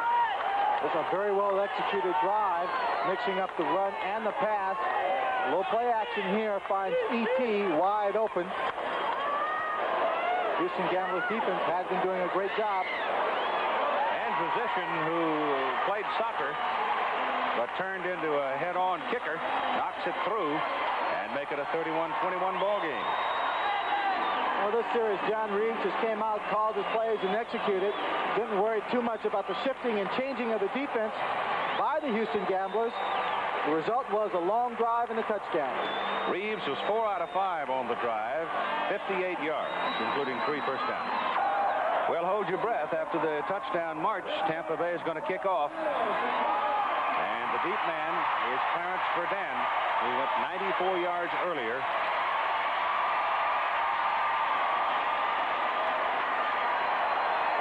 I'm sure Steve Spurrier had a strong conversation with his special teams at halftime. I don't think I'd kick it to him. They're not. They don't.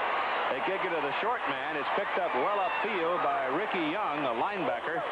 And Young will come up to about the 38, so Houston's going to get good field position anyway. But I wouldn't kick that ball to Verdun. I would. Wouldn't what? Yes.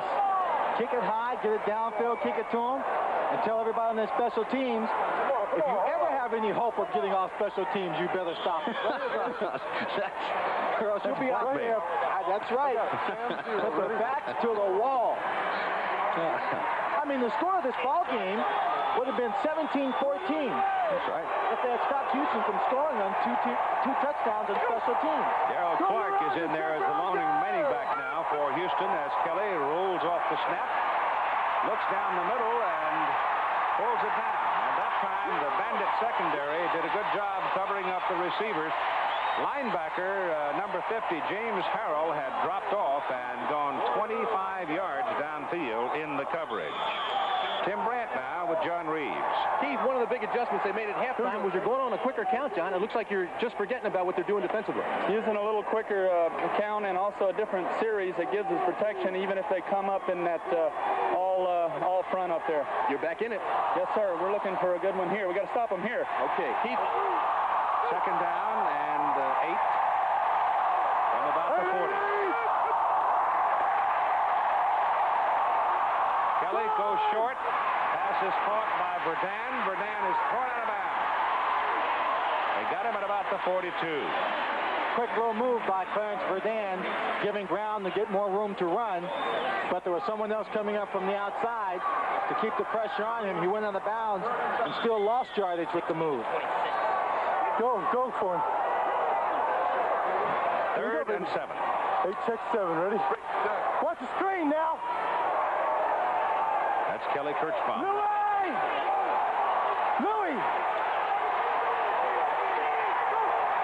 Go screen! Screen! Kelly's going zone, Gerald McNeil. Touchdown, Gamblers.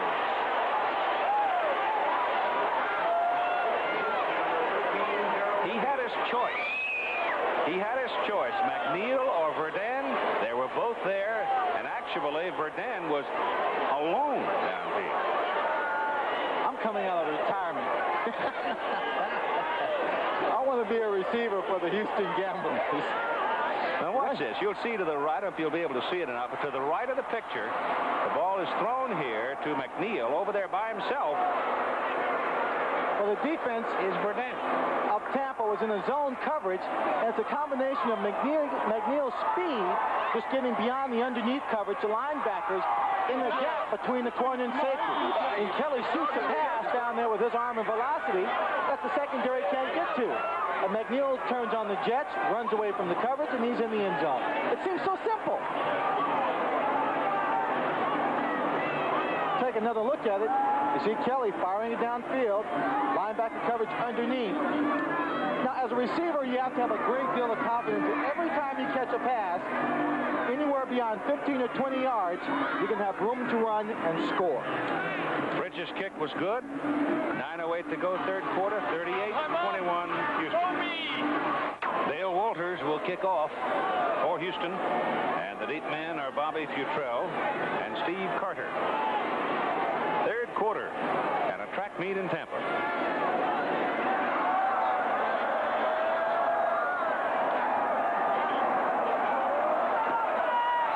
Pops it in the air, sends it toward Futrell at the 7.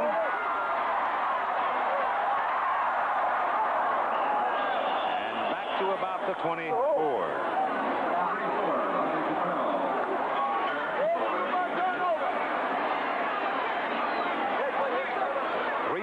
62 yards, a minute and a half. Boom, boom. Well, right now, John Reeves, 12 lead goal. Using it, 12 lead goal. As much time as he can. Got a 12 lead draw. That means should be draw play, probably Anderson. Can't get loose. If he'd been able to get past Van Hughes, he would have had some room. But Hughes locked him up. Lowe had me there.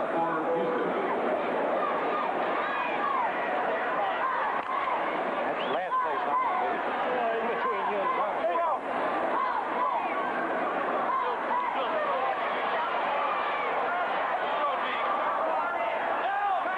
Brodsky and Jackson come to the left side.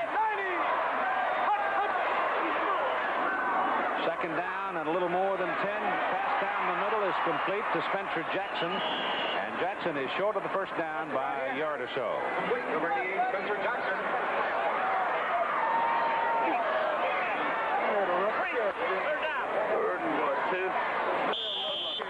Seems like all the receivers, Keith, once they catch the pass today, are giving up some ground in an effort to find some room to run. More often, they're getting caught for less yardage. Right on that play, Spencer would have had the first down if he had just stayed there. There you go. 80 yard on third down.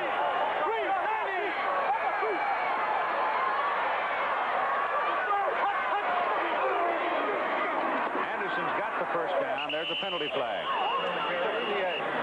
Luther Bradley made the tackle. Offensive holding. 68. Yeah. Number 68 caught. 64, the right tackle, right guard. The right guard. Holding. 68 on the offense. Yeah, I got holding on the offense. There is no 68. Fred Nordgren is 68. Is Fred out there? No, ought not to be. The guards are Chuck Pitcock and Nat Newton. The players are out there going, what was the number? We know Fred's on the sideline. He's sitting there. Don't you write it down. How long has Fred been playing the phantom offensive guard? Third down and about 11. And it could have been first and 10.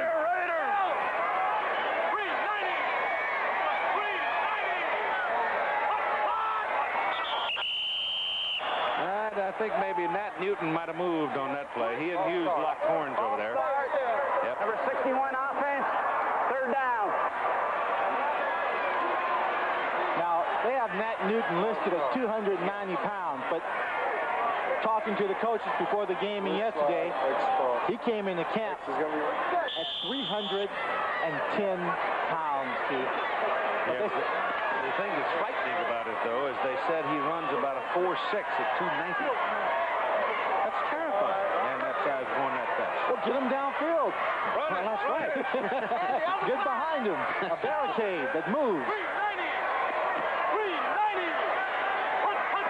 3rd and 16. Reeves passes away and intercepted by Luther Bradley. He tried to force it, and he paid for it. So Bradley, who, what was it last year? He had 6 interceptions Last year he had 6 interceptions against the Bandits while playing for the Arizona Wranglers, which are now, of course, the Arizona Outlaws. Out of Notre Dame, he is able to pick this pass off. Not so much that the receiver was covered, but look at how soft this pass comes through the air. It's not a bullet, it just floats. This gives Bradley time to adjust to it, come back. The receiver falls down. He can't come back to the ball hard enough, and it's an easy pickoff. Now, I'm told that Chuck Clinton has picked off 3 passes today over at Birmingham for the Stallions. Ball is on the 20, where it's first down Houston. Tampa's 20. Kelly's pass down the middle is caught by Verdun. Touchdown. Just like that.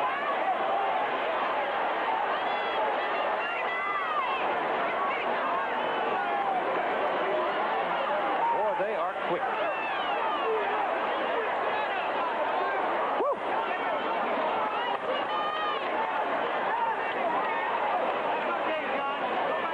Comes on now to try to make it a 45-21 ball game. Look at this. If you blink, they score. That only took 5 seconds. In case you're wondering, I'm very preoccupied with the time of these scoring drives because they happen so quickly. You talk about a team's comeback potential to play from behind. The Houston Gamblers showed they had it last week. And in case you thought it might have been just one of those lucky situations, one quarter great play, here you're seeing the perfect example of what they can do consistently in a ball game. Scoring 5 seconds, scoring 11 seconds, scoring 7 minutes to possess the clock if they choose to. So it is now, with 6:38 to play in the 3rd quarter, 45-21. Jim Kelly may set out the next series. Todd Dillon's warming up, his backup at quarterback. Houston has had 6 possessions. It's been punt, touchdown, touchdown, field goal, touchdown, touchdown. 6 possessions, 45 points. Here's the kickoff. Futrell, 3-yard line. He pops it and gets out to about the 30 before he is brought down by Dennis Devon at 6:27 to go in the 3rd quarter. Jimmy Jordan is in at quarterback now for the Tampa Bay Bandits, 200-pounder out of Florida State. Jimmy last week in relief of Reeves, 3 out of 6, 52 yards, was picked off 1 time.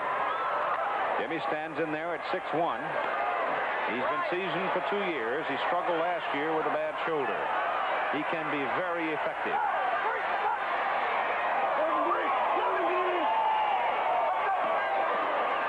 He'll go to the air immediately and throws it down the middle. The pass caught by Joel Blunt out of the backfield and brought down by Andy Hawkins.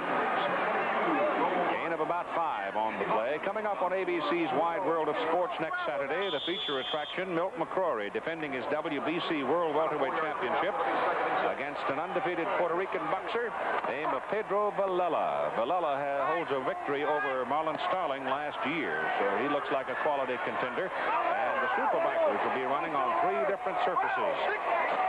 ABC's Wide World of Sports next Saturday at 4:30 Eastern Time. Jordan drops again on 2nd down and 5 and misses the tight end Marvin Harvey. Time Jordan trying to throw while backing up. There's John Reeves and his statistics on the day. Those are pretty fair set of stats right there. Not bad, but Those 2 interceptions, though, both times Houston cashed them in. They certainly did. There's Todd Dillon, who may be coming into the ball game in the next possession for the Gamblers out of Long Beach State. He's the record setter out there. Jordan on 3rd down and 5. Rolls it out, throws, gets his tight end Harvey, and gets a first down out of it. Just across the 44-yard line. See, what Jimmy Jordan might bring to the Tampa Bay Bandits offense, and what may be needed at this point, is a change of pace. The defense has been accustomed now to seeing Reeves in there. They've got a game plan prepared for what Reeves does when he's behind the center. Now there's a new man, a new thinking in there. He's going to do things just slightly different. His timing is going to be different, so he can shake things up a bit. So on the first down play, just over the 44. Staying in the air. Going deep. Carter can't hold on as he collides with the defender, Will Lewis. Our crowd today here in Tampa, 42,291. Jimmy Jordan must have gotten some information from Carter that he could catch this pass, get open, because he is covered, but he gives Carter a chance to go for it anyway. He throws it inside and high. Carter has a chance to make the catch. Can't hang on to it as Lewis just deflects it a little bit after he touched the football.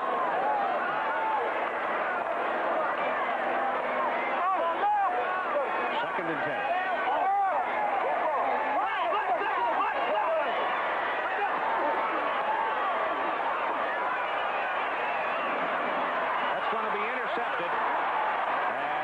Off by number 38, Durwood Rockemore. And Rockemore has lateraled the ball off to Luther Bradley. And Bradley keeps pounding upfield, and Houston will have the ball just short of the Tampa Bay 35. You have to give tremendous credit to the Houston defensive line. They have been supplying pressure all day long, getting into the backfield. Jimmy Jordan threw that one, seemed like he was falling back on his back. He couldn't get his arm or his body into that pass. It floated up in the air short, picked off. Up to the line comes Houston now, and it's Jim Kelly at quarterback. Good trick left. Outside. He's looking around. Doesn't have anybody where he wants him. He's got Richard Johnson in the end zone, but instead he fires to go to the underneath man, and a penalty flag finally. And after all of that milling around, it's almost surely holding. Offensive line certainly gave him enough ineligible time. man downfield. You know, poor old offensive linemen now, I tell you, they don't get a whole lot of credit. But dadgummit, he's out there scrummaging around. How does the offensive lineman know what's going on? He's got to give him a go call to let him know. Well, I'll tell you one thing. There's a guy that's on the field, or was on the field, number 65, Dan Rosado. He's off on the sideline right now. And he has a very interesting story, Keith. He hadn't played football for 5 years. After finishing up at Northern Illinois, he wasn't selected in the draft. Took a job in the beverage business. And he was put on some weight, wanted to get down to good shape. Started working out and realized he was just as strong as he was when he was in college. Tried out for the Houston team and made it. On second down and 20, Kelly goes deep downfield for Corville, and Corville can't run it down. The pass led him just a little too much, but Vince had broken loose from the coverage. Another score out of Birmingham, third quarter. Denver now 33-21 over the Stallions. Vince Evans having a big day. Thrown for 2 touchdowns and run for 1. He's finally learning what this run and shoot offense is all about. Interesting fact is that number 22, Richard Johnson, was a receiver for the Denver Gold. ready? Wasn't playing there, was traded. Listen up. To the Houston Gamblers. I bet you right now, Darrell Davis wish he had him back in Denver. Third and 20. And a penalty flag thrown as Kelly is caught. James Harrell, outside linebacker, fighting his way through the traffic, got him right around the ankles and brought him down back across midfield. He got a a hold call against Houston. So Tampa Bay may very well choose to decline the holding call and bring up 4th down and about 25. Penalties decline. 4th down. That's what they do. 4:37 to go in the 3rd quarter. While they're changing the teams on the field, let us pause 5 seconds to allow our local stations to identify themselves.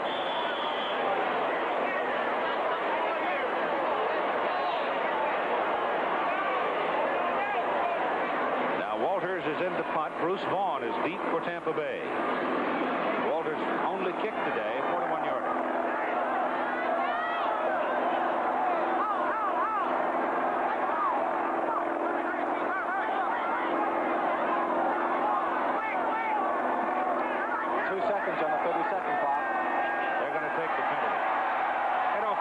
That much difference anyway, so they'll take the 5 yards, and it'll give Walters a little more field to work with if he wants to try to hang it up there and get coverage on it.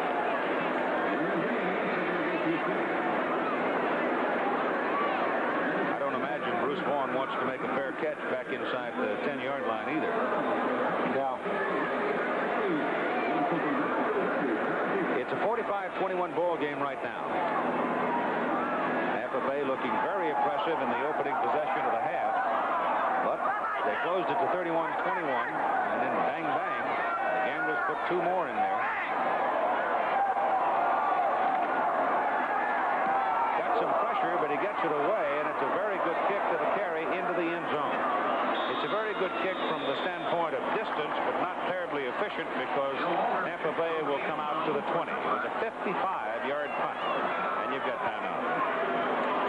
Denver holding on to that lead we gave you a moment ago against Birmingham, despite the fact that Birmingham's intercepted Vince Evans 3 times, but Evans has thrown for 2 and run for 1. Arizona 14-7 now over San Antonio, and the Baltimore Stars are out to a 7-0 lead over the Oakland Invaders in the 2nd quarter, and Chuck Fusina, whose hand was injured last week, did start today at quarterback for the Stars, the defending champion. Tampa Bay now 1st down at the 20 with Jimmy Jordan in there at quarterback.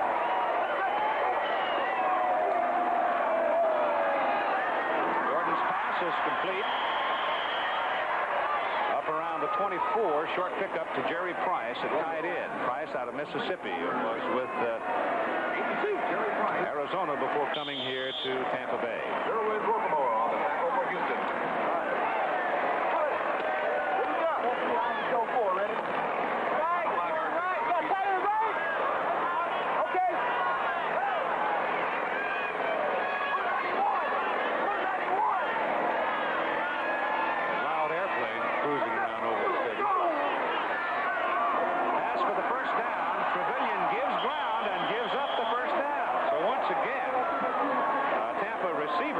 The catch all right, but then gives up a yard or so as he curls back looking for room. If he had just thrust his body straight ahead, he would have had the 1st down. But it's easier said up here than done down there. You see Steve Spurrier very upset with that kind of play, but all competitors think that they can make the big play. 3rd and 2 now instead of being a 1st down.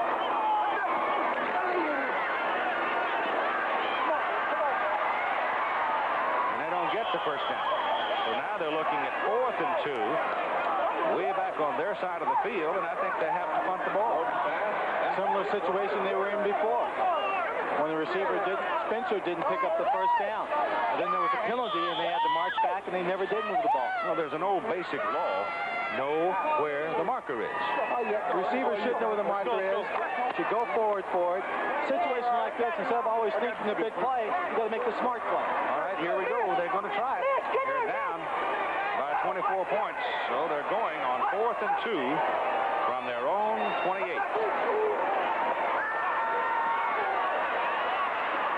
That was good. So Tampa will turn over the ball to Houston at their own 28-yard line. Well, the last time Houston had the football, next to last time they had the football, they had the ball in similar field position. It took them 11 seconds to find the receiver open in one play and score a touchdown. Well, Mr. Kelly comes out, and he's looking for a half 100 plus now. If he gets it in the end zone, they've already scored more points points, obviously, than the previous game they played. They won against Los Angeles 34-33 with 3 touchdowns in the fourth quarter last week. Let's see, 45 points. 3 of them were scored in the field goal. The other 6 on touchdowns. 2 on special teams return. So that means Kelly's thrown for how many? 4? 3. He's gone for 3. So far. Oh, he thought he was going to get sacked, but he gets away, and Hook slides down at the 22. He sort of ducked, and James Ramey overran him, and he got away. You watch him here. You know he's surprised. Watch the pressure. He thought he was going down. Here goes Sam Zero. Ready? And he takes off.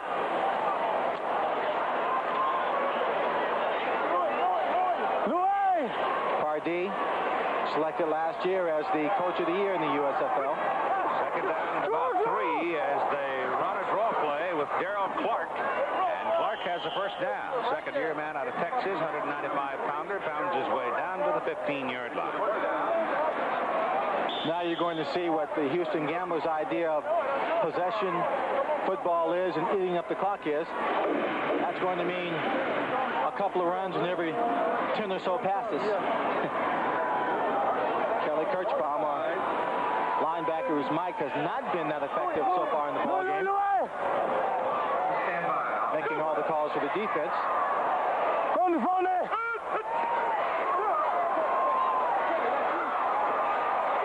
He's got a man. He had McGee in the end zone. He had Scott McGee in the end zone, but McGee broke open as Kelly was looking to the left side, threw instead to Verdun, and the pass was dropped. Scott McGee had broken on a curl back along the back of the end zone, and he had come free. Time running down in the third quarter. Tampa now sending in a nickel defense. I don't think I made a tackle. Bring your tickets up at the Bandits office on Monday. It's tough for that defensive group, especially linebackers, when you find yourself covering swift receivers all day, crossing in and out of your territory. 5 defensive backs as Kelly goes down the middle with it to Verdun. He gets some help. Short of the first down, though, as he's run out of bounds near the 7. So it'll be third down. They'll need about 2. See, this is one of the things I think that made the Miami Dolphins so effective, too, was what those receivers did with the ball after they caught it. Well, they're running smart with the football, Keith. They know where the open portions of the field are because of their pass patterns and what the defense is doing. But another factor that we haven't mentioned out here is that the receivers are doing an excellent job of blocking for one another downfield. McNeil, Verdun, Sanders when he was in there, Johnson, all doing an exceptional job. Kelly hands it inside. Ball is fumbled. There's a man in a white shirt on top of it at the 5-yard line. So it's a turnover, and Tampa Bay will turn the Houston Gamblers away this time. Warren Hanna covered the loose ball. There's the man, number 20, Hanna. Clark now on the handoff here from Kelly. Never had it. Never had it. And Hanna saw it bouncing loose, and Warren went after it and got it. That's the first turnover. First turnover by Houston.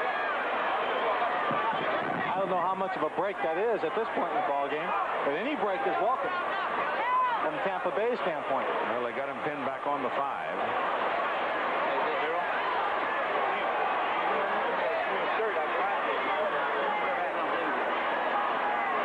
Coming up later on World News Sunday with Sam Donaldson. Sam, the report on the British coal miners giving up after a year on strike. The latest on the artificial heart recipient Murray Hayden. And to look at Chiefs Crown, one of the considered favorites for the Kentucky Derby. Coming up later on ABC's World News Sunday. Scott Boucher is the man shaken up for the Houston Gamblers and walking off the field now, seemingly all right. 95 yards away from the end zone, the Bandits, and Jimmy Jordan stays in at quarterback.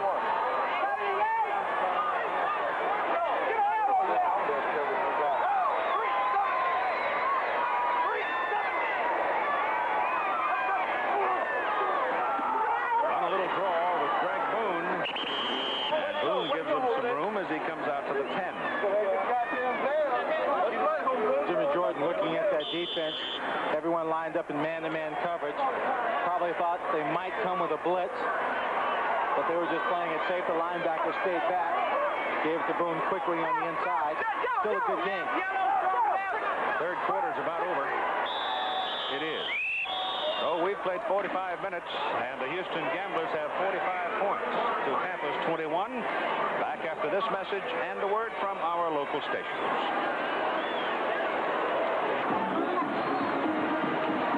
The United States Football League on ABC. Today's game being brought to you by Light Beer from Miller. Everything you always wanted in a beer and less. And by Monroe Shock Absorbers, makers of the Gasmatic, the most advanced shock Monroe has ever made. Gas charged. The moon is up. And to the fourth quarter we go now. Tampa Bay on second down and 5. Jordan's pass through the hands of Spencer Jackson. He was open.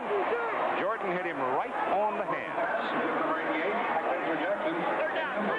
Well, you can look at these stats, and we're not going to spend a lot of time with them. The stats look like everything should be going well for the Tampa Bay Bandits, but it isn't. The special teams just dominated this game in the first half. The Houston defense has played exceptionally well, and stopping Tampa also. You don't see that reflected in statistics. Third and 5 from the 10. Trevelyan, great catch. First down.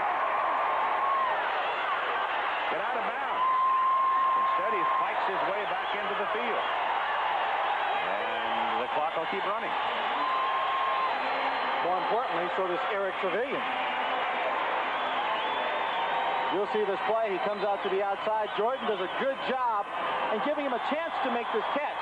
He's covered well, but he'll go up in the air and make a very good catch. You see right there. Now, when he comes down, he's going towards the sideline. He's struggling, thinks he can break free, trying to protect the football. Adrian Simpson brought him down. Clock keeps on running, though. That's the key thing. Handoff goes to Gary Anderson over the left side. He's got about 5. Moves the football from the 30 up near the 43. 13:50 to play in the football game, and the Bandits are down by 24. Pick up at about 5 yards.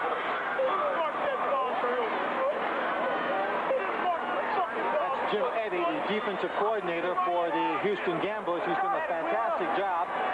Spent 10 years up in Canada before joining the Houston Gamblers in '83.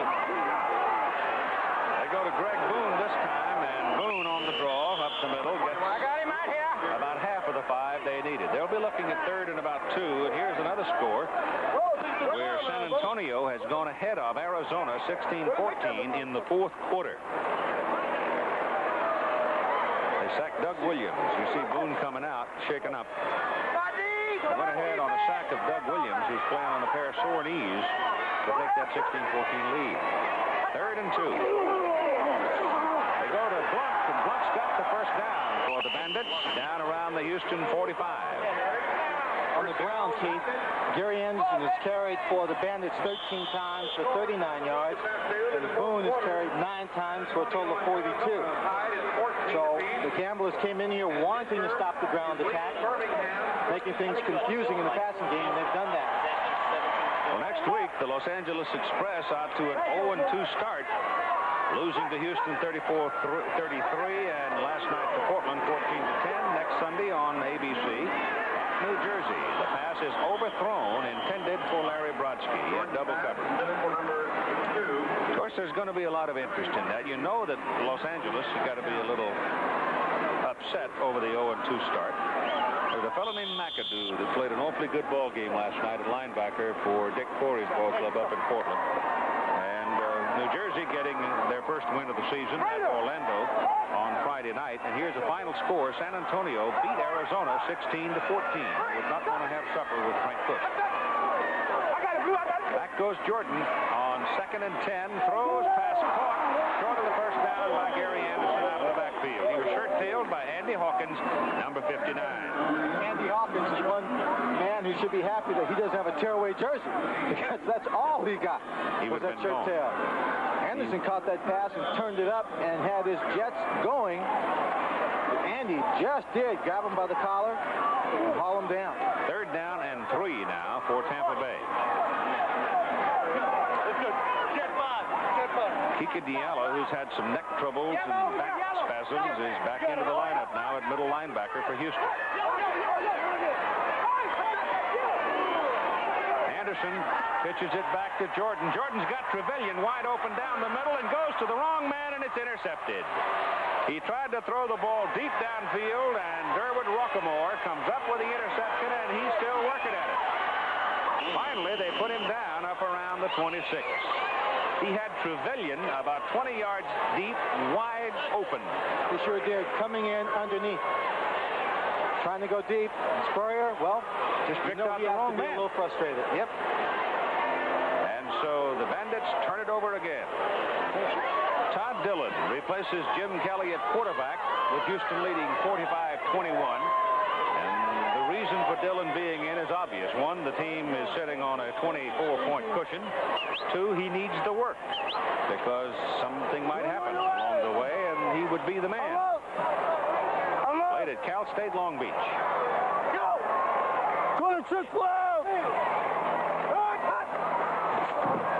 Goes right to the air.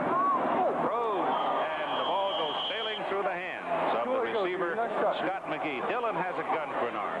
At Cal State Long Beach, he rolled up all kinds of school records, and 1982 he set 16 school and PCAA records, and wound up the number 2 man in NCAA history for total offense in a single season as he went for 3,587. He can whistle. Read him. Louis. Corner trip left.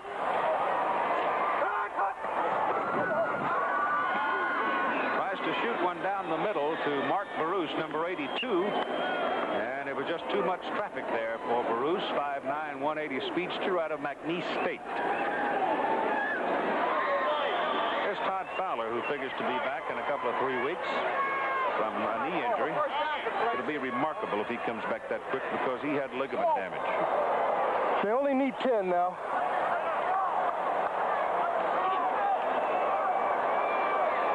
That's the voice of Kelly Kirchbaum, inside linebacker for Tampa. 8-16, right? Read your guards hard. Louis!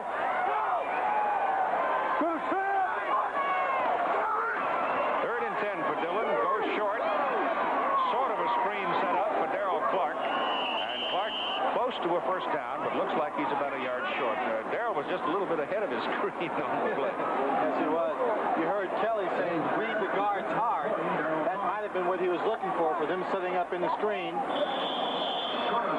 Or to see if they were going to roll out or just drop back and pass the ball. 4th and 1, and Houston will punt it away as Walters and the kicking team comes on. Obviously leading 45-21. Ball at your own 34, you're going to punt it. Walters 41 and 55 on his 2 kicks today. Bruce Vaughn is the deep man for the Bandits. Pretty good kick.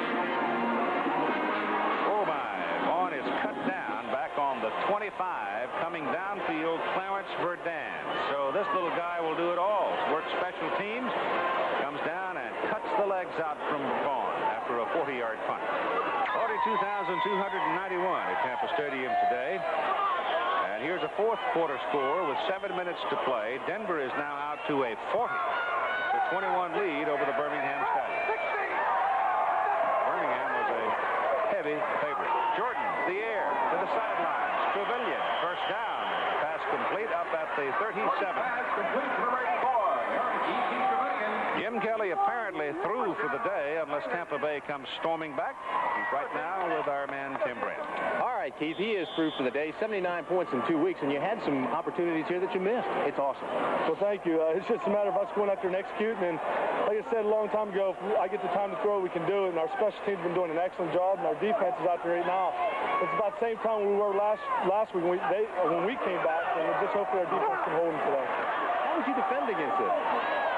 Pardon? How would you defend against your own offense? I don't know. It's tough. I don't know. The only thing I can say is if we screw up ourselves and make mistakes like fumbles like happened there, and just mental mistakes on our own part. All right, Jimmy. Thank you. Thank you very much. Keith? Big, strong Irish same general area where so many great quarterbacks have come from, including his contemporary in the NFL. Western Pennsylvania. Western Pennsylvania. Pittsburgh are talking over here. Jordan's pass is away, complete to Greg Boone, and Boone moves it from the 37 up to about the 40, 41 maybe. Call it a 4-yard pickup. It'll bring up third down and 6 now. 9:27 to play in the game, the clock running. You know, with people like Dan Marino, Joe Namath, Montana, Jim Kelly, Johnny Unitas, all coming out of the Western Pennsylvania area, people keep saying, why don't the Pennsylvania teams draft him? They did, Unitas, but they cut him. Jordan back on 3rd and 6. And the ball comes out of there on the hard hit. Jerry Price had it, but he took a lick. Luther Bradley was involved. Right now you have a whole completely different ball game than what we've seen for the other 3 quarters, Keith. Obviously, the Bandits have to play catch-up. They're going to put the ball in the air. The Houston defensive line continues to charge and put pressure on people, while their secondary just sits back and waits. 4 tickets for only $9.99. Andrews issued to punt it. Calvin Eason is deep for Houston now, making an appearance in the ball game. Drops it, picks it up, and goes down at the 27. A 38-yard punt and a 4-yard return with 8 minutes and 52 seconds to play in the game. Who last year led the Express to a playoff berth will take on Doug Flutie and the Generals in their home opener. Action begins live at 2:30 Eastern next Sunday on the USFL. Really? Just flipping through the record book here, this may be the worst licking that Tampa Bay has had. Michigan beat them 30-7 April of last year. But they haven't been whipped many times like this. No, they haven't. Sam, 0. Watch the screen now. Tell us something. Louis! Go Rogers! Check Rogers!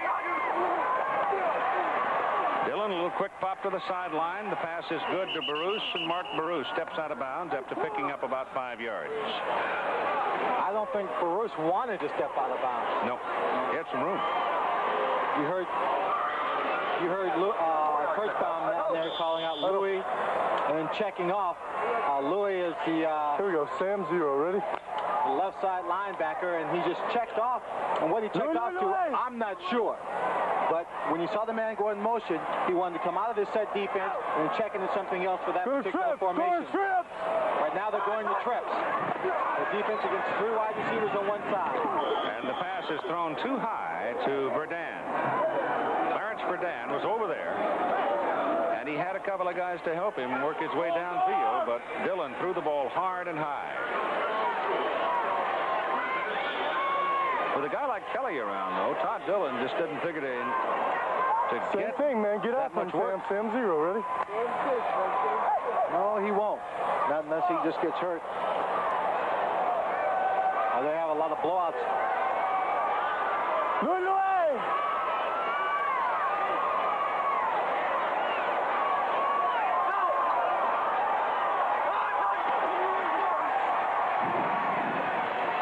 This time he hit Scott McGee.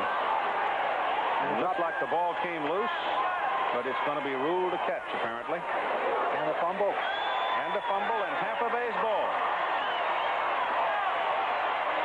So McGee had it, and then took a lick, and the ball came out, and the Bandits get it with 8:17 to play in the game.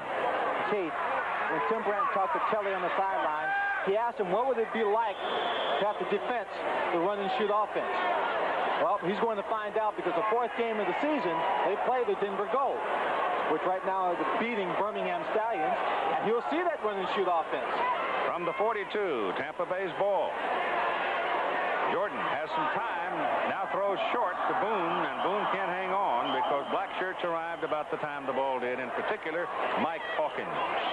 And Willie Harper, who was just signed, is in the ball game, the veteran out of Nebraska. Let me ask Tim Brandt a question. Now, we've been talking about things, and Timmy played defense at Maryland, was a good football player.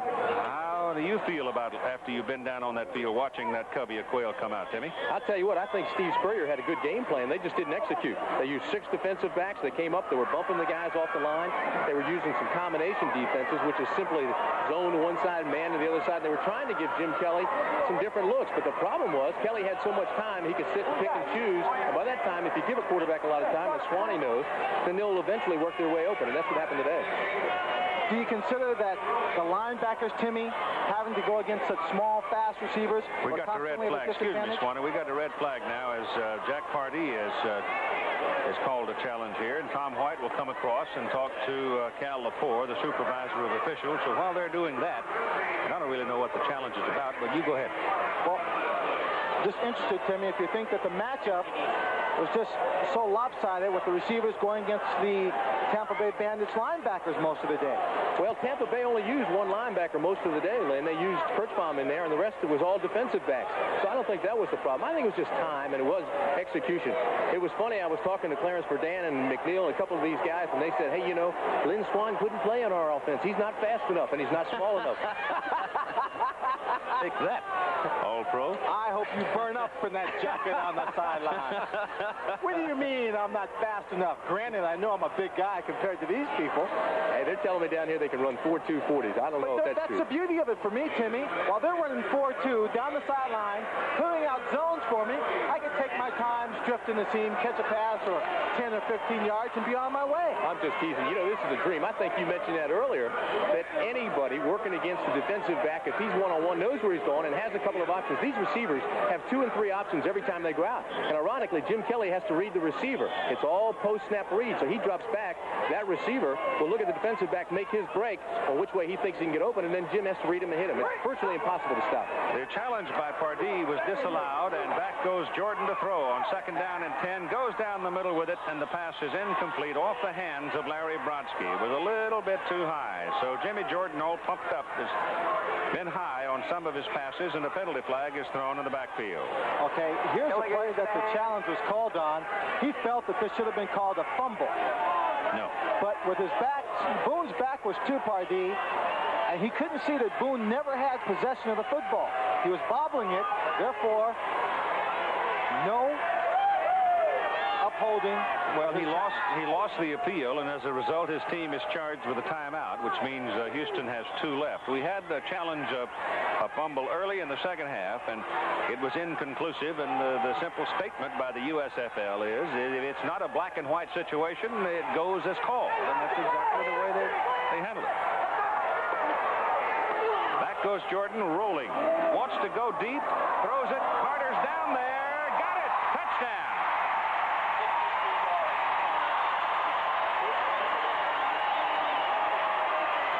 Over number 21, Adrian Simpson. So while the secondary was somewhat lax, sitting back comfortably on a 45-27 lead, Stephen Carter and Jimmy Jordan team up. Carter's only rookie on this squad. With getting playing time, too. Well, see Jimmy Jordan putting everything he had in that pass, getting it high and deep. Excellent pass is dropped in right over the shoulder of Simpson into the hands of Stephen Carter. Jordan is now 9 out of 20 for 124 yards, been picked off twice in relief of John Reeves, but now he's put a touchdown up there, and it's a 45-27 ball game, 45-28 ball game, and the kick is good. So they have, with this touchdown, moved themselves out of the worst licking. It was Chicago Blitz back in the first year, 83, that beat them 42-3 at Chicago. Right now, with 7:21 to play in this football game, it is 45-28. Houston with a 17-point lead. Jack up Jimmy Jordan's morale a tad, I would say, and he might very well win that starting job back because he had the starting job at one time, if you remember, back in that first year when Reeves was having some shoulder problems and was having some bad games, and Jimmy stepped in there and did a good job, then he got hurt. 7:21 is a lot of time. With a couple of breaks, it could get closer. Especially since this Houston team is going to throw the football. A couple of big defensive plays right away, and they could be back in it. Look out for this. There's your onside kick, and it is covered by Houston at the 44. Mike Mitchell diving ahead and covering the ball at the 44. Well, I know that they've got 2 or 3 trick plays, too, Tampa does, that we've not seen yet. 2 or 3? I mean, like 20 and 30. 23, yeah. I wouldn't be surprised to see something like the swinging gate. They've got one play where they split their tackles out and set up with a 3-man front. All kinds of things available if they ever got in a position to use them. But right now, they've got to be concerned with their defense because the Gamblers are setting on the Tampa Bay 45 with the start of this possession. Todd Dillon back to throw it. Nope, gave it off inside. Well, that was good ball handling because I didn't see the handoff. He popped it into Darrell Clark's stomach so quickly, and Clark on a quick popper ahead picked up the better part of 5 yards on the carry. Tampa Bay now with 3 timeouts remaining. Houston with 2, and as the clock winds on down, the Bandits are going to have to start spending some. Bruce Threadgill of Mississippi State is in the lineup, but he's in there as a slot back, and he came out of college as a quarterback. In fact, he was listed as a quarterback earlier this year, and he just dropped the ball. Catches like a defensive back. I shouldn't say that. He just got into the ball game. He's a little rusty. You see Baltimore over the Invaders, 17-0 in the third quarter. Chuck, you see in his stats, he's having a pretty good day for a man with a sore hand. Well, the imposing thing to me is the 0 there by Oakland, because that's Bobby Hebert, Bassana. Good football team. Eric Jordan is back with them now. But obviously, the Baltimore, the Stars have been able to get some of their defensive people back. Well, they've got a good solid line with Pete Kugler in there. And if they're getting some help from their linebackers and secondary people, they should be pretty solid. Dillon is sacked. Storming through, Fred Nordgren, number 68, and he decks Dillon back at the 45. Fred Nordgren, the offensive guard, defensive tackle. 4th sack of Houston quarterback today by Tampa Bay. Here's Tim for a moment. All right, Keith, we're talking about all the good things Houston has had today, but on the downside, injuries has been a very, very bad thing that's happened to the Gamblers, and one is here with me, Sam Harrell. How badly did you hurt the ankle? It's not hurt really bad, but it's hurt bad enough to keep me out of the game. It's a nagging injury on my ankle. It's been twisted pretty well, but I'll be ready next week. All right, Ricky Sanders is out. Richard Johnson was hurt coming in, so they've had some injuries, Keith.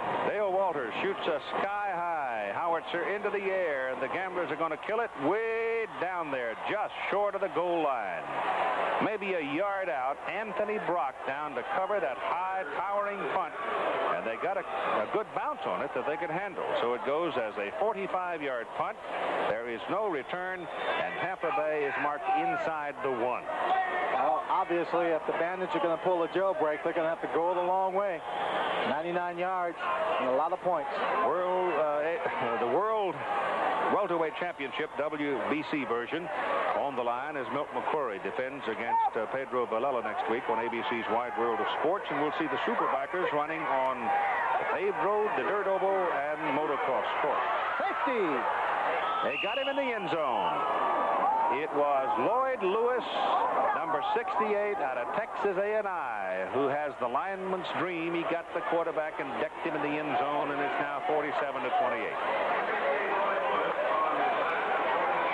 Well, there's not much you can do if you're on the Tampa Bay side right now, except I think grit your teeth and get prepared to go to work tomorrow. That's it. Boom. He's lucky he didn't drop that football. Allow one of those big linemen to jump on it for a touchdown. Jimmy Jordan didn't see him coming, hit from the blind side. They'll kick it away now, and Houston will get it back. Now the Bandits will have to start spending their timeouts, trying to save as much time as possible. But it's 47-28, 19-point lead right now. Gerald McNeil will be the return man for the Houston Gamblers. Dave, I'm not saying by any stretch of the imagination that Steve Spurrier has given up, but I think if you look at his face and the way he's standing there on the sideline, he's pretty much conceded this ball game. It's pretty difficult for them to come back and overtake them at this point. There's going to be a lot of folks around the league 1-1 after this weekend. Birmingham losing, or they were losing substantially. Oakland, Baltimore. Baltimore, all in there at 1-1. So some of the better teams, at least on paper, that we've seen so far. Andrzejczyk punts it. And McNeil has it at the 26. Oh, Whoa, no! Look out! He goes out of bounds. And he is hit out of bounds, so tack on a personal foul to his return. Gerald McNeil, exciting, at a 79-yard putt return for a touchdown earlier in the ball game. He was hit by Dwayne Anderson, it looked like, out of bounds. And Dwayne, of course, wasn't concerned with the line marker. He was concerned with McNeil. It burned him already. That's right. I was about to say before they punted. Personal foul. Late hit no out of safe bounds. situation. Number 26, Tampa Bay.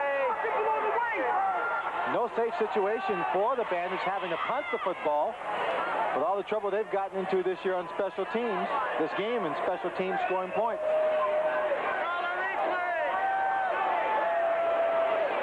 Add the personal foul to it. And the ball goes inside the Bandits 20, first down Houston at the Tampa Bay 19. 5:06 to play in the game.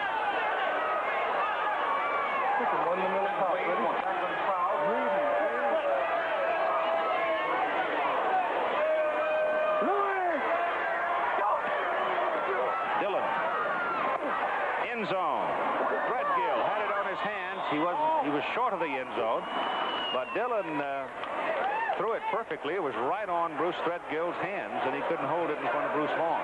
Al Richardson, the left inside linebacker, had jumped up in the air to give him a little bit of a distraction. You see right there, so he puts his hands on it, and he bobbled just a second, and Bruce Vaughn comes in and makes sure he doesn't catch it by pulling his arms in and down to his side. Threadgill has had the taste of things as a receiver now. He leaves the ball game. Because he didn't like it? Maybe. Dillon's got 4 of them down the middle. McNeil, and Gerald won't hang on to that one.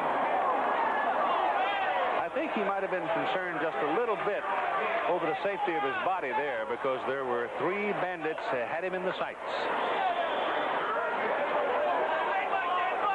You know, we're talking about teams being 1-1. There could be 9 teams at 1-1. Right. Here again, you see it on a replay. When the score is 47-28, and you've already taken your share of punishment, you come across, start thinking a little bit in the ball game when you're a little more relaxed about making sure you get out of it in one piece. Dillon back again for McGee, and overthrows on the play. He had double coverage, and so that will bring up a 4th down. No, that was 4th down. That'll bring on. No, it brings up 4th down. I'm losing count.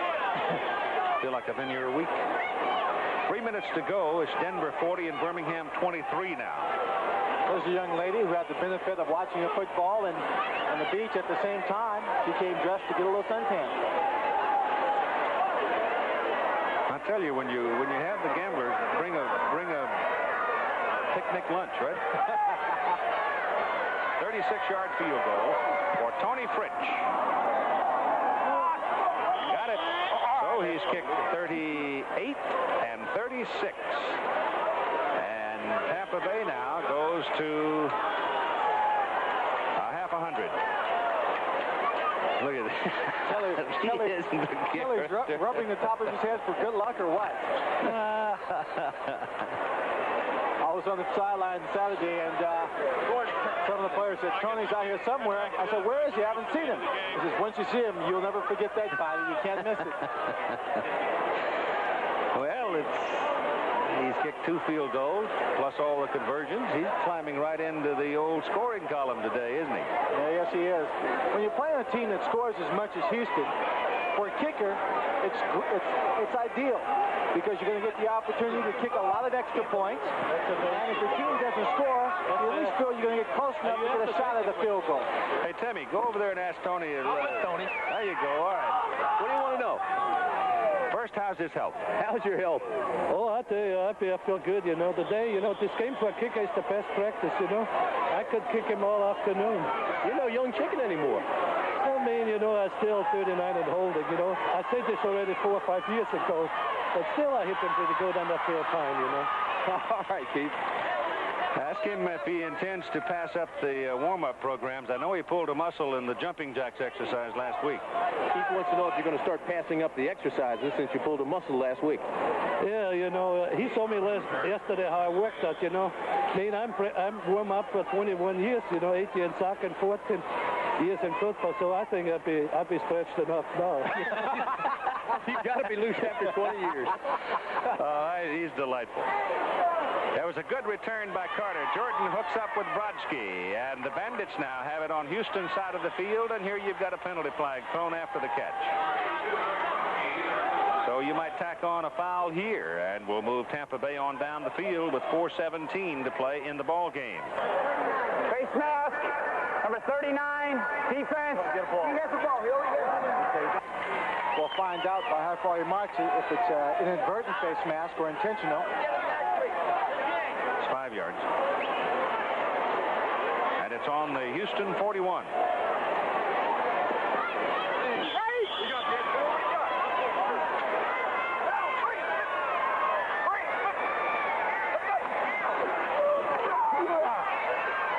Down the middle, overthrown. Could have been picked off.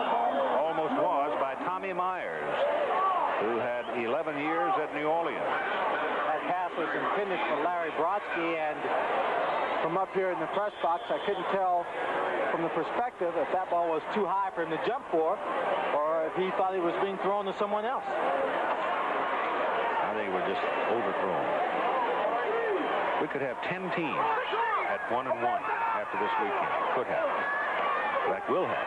Jordan shoots it. This time it is caught by Carter. And so Steve Carter now, the youngster out of Albany State, beginning to run up numbers that will total a big ball game for him. And it's another first down for Tampa Bay at the 24 of Houston. Steve Carter is playing very well today. 50-28. Gamblers have the game in hand. Jordan goes to the corner for Carter, and it's overthrown. Here's a big little man, Gerald McNeil with Tim. All right, Keith, we talked about this offense and the wide receivers, but really what broke the game open early was the return play, and you had those long runs. Yeah, we worked real hard on our special teams. Myself and playing for them, we made it a #1 goal this year. We're going to lead the league in returns. We're going to set the stage for our offense. You know, everybody talk about how we produce and traditional offenses. We got a little fast guys, so, we really want to work real hard on special teams. All right. Thanks, Joe. Back goes Jordan again on 2nd and 10. Goes the short way, hits Jerry Price, the tight end. And Price looks like he's a little short of his first down. Those low receivers not only have made the plays as receivers and kick return specialists, but they're also making the plays today, Keith, as coverage people, getting down the field very quickly, allowing very little return yardage on many of the punting situations. On 3rd and 3, it is picked off. Intercepted by number 21, Adrian Simpson, and he fumbles it back, and Tampa recovers it. Adrian was trying to change hands with the ball. Had it knocked loose, Joel Blunk comes over to recover it, and the Bandits will keep it. That's called picking up the first down the hard way. That's it right here. He just times it just right. Watching the quarterback, the ball is thrown behind Trevelyan, way behind Trevelyan. He takes off, and he's just going to lose the ball, trying to pick up the extra yards. Gets up in the air. Ball's coming off his shoulder. And there it is. So it's first down from the 30. This one's picked off by Tommy Myers. And Myers waiting for some help. And the veteran comes back to about the 39. So Jimmy Jordan has suffered the indignity of successive interceptions on successive plays. Look at Steve Spurrier banging his head on the ground. That is the 6th interception in the game by Houston. Yeah, it's okay, Steve. Unfortunately, we all have those kind of days.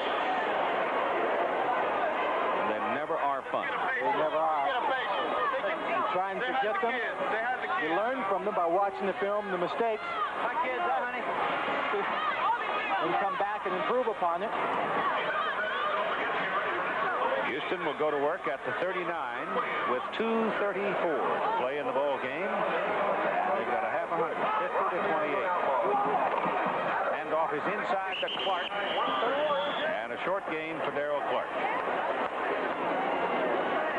I was looking through the book. I'm quite sure that Gerald McNeil was a communications major with Baylor. I was just going to tell Tim, don't give him too much airtime.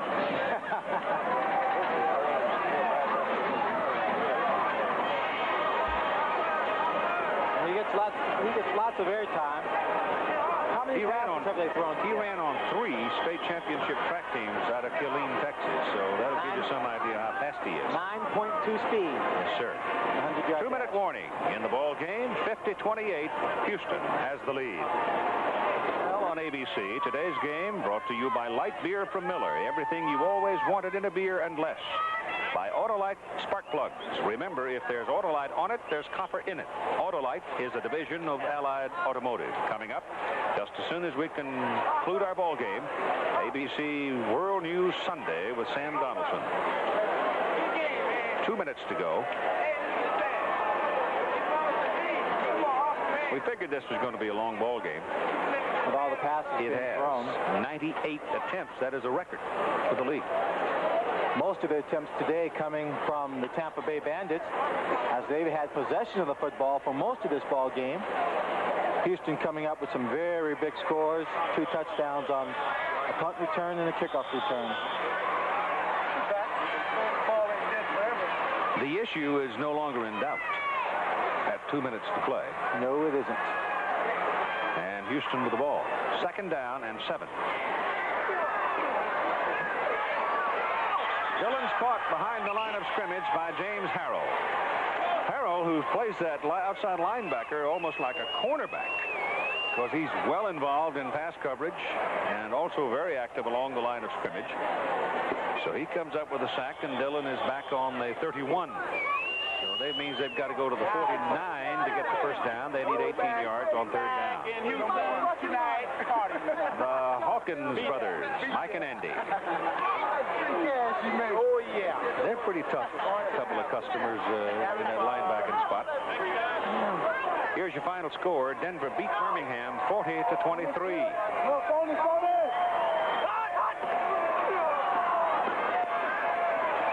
Dillon ducks away from one pursuer, now runs for it, and he is brought down well short of the first down, so they'll have to kick the ball away.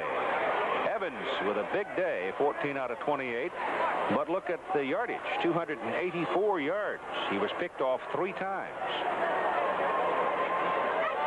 That surprises me. It really does. It's very surprising. Birmingham looked so solid last week, though they did ease up a little bit, I think, after they got their big lead. And then once Flutie got things in motion in the 4th quarter, it got a little anxious for them. But today, Denver was in it all the way against them and led from the outset.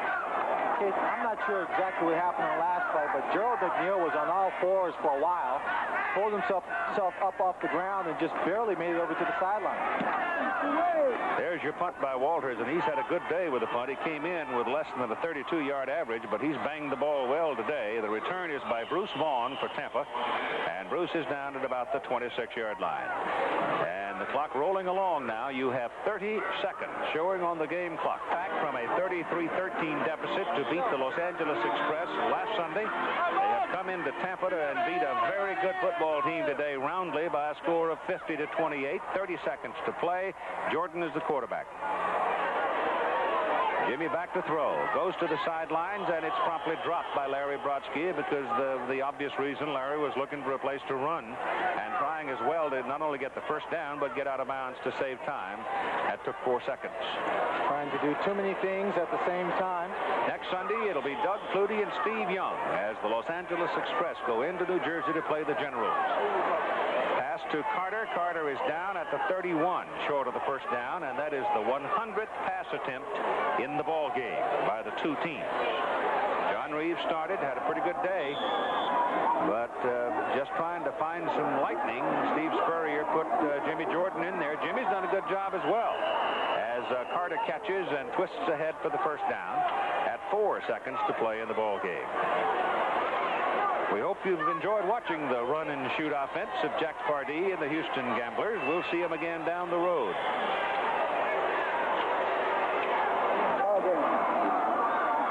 Last snap of the game. Good to Price. Price is dragged down at the 47. The ball game is over. Your final score, Houston 50, Tampa Bay 28. Stay tuned next on the West Coast for ABC Sports Beat with Howard Cosell. Coming up for the other areas of the country, ABC World News Sunday with Sam Donaldson.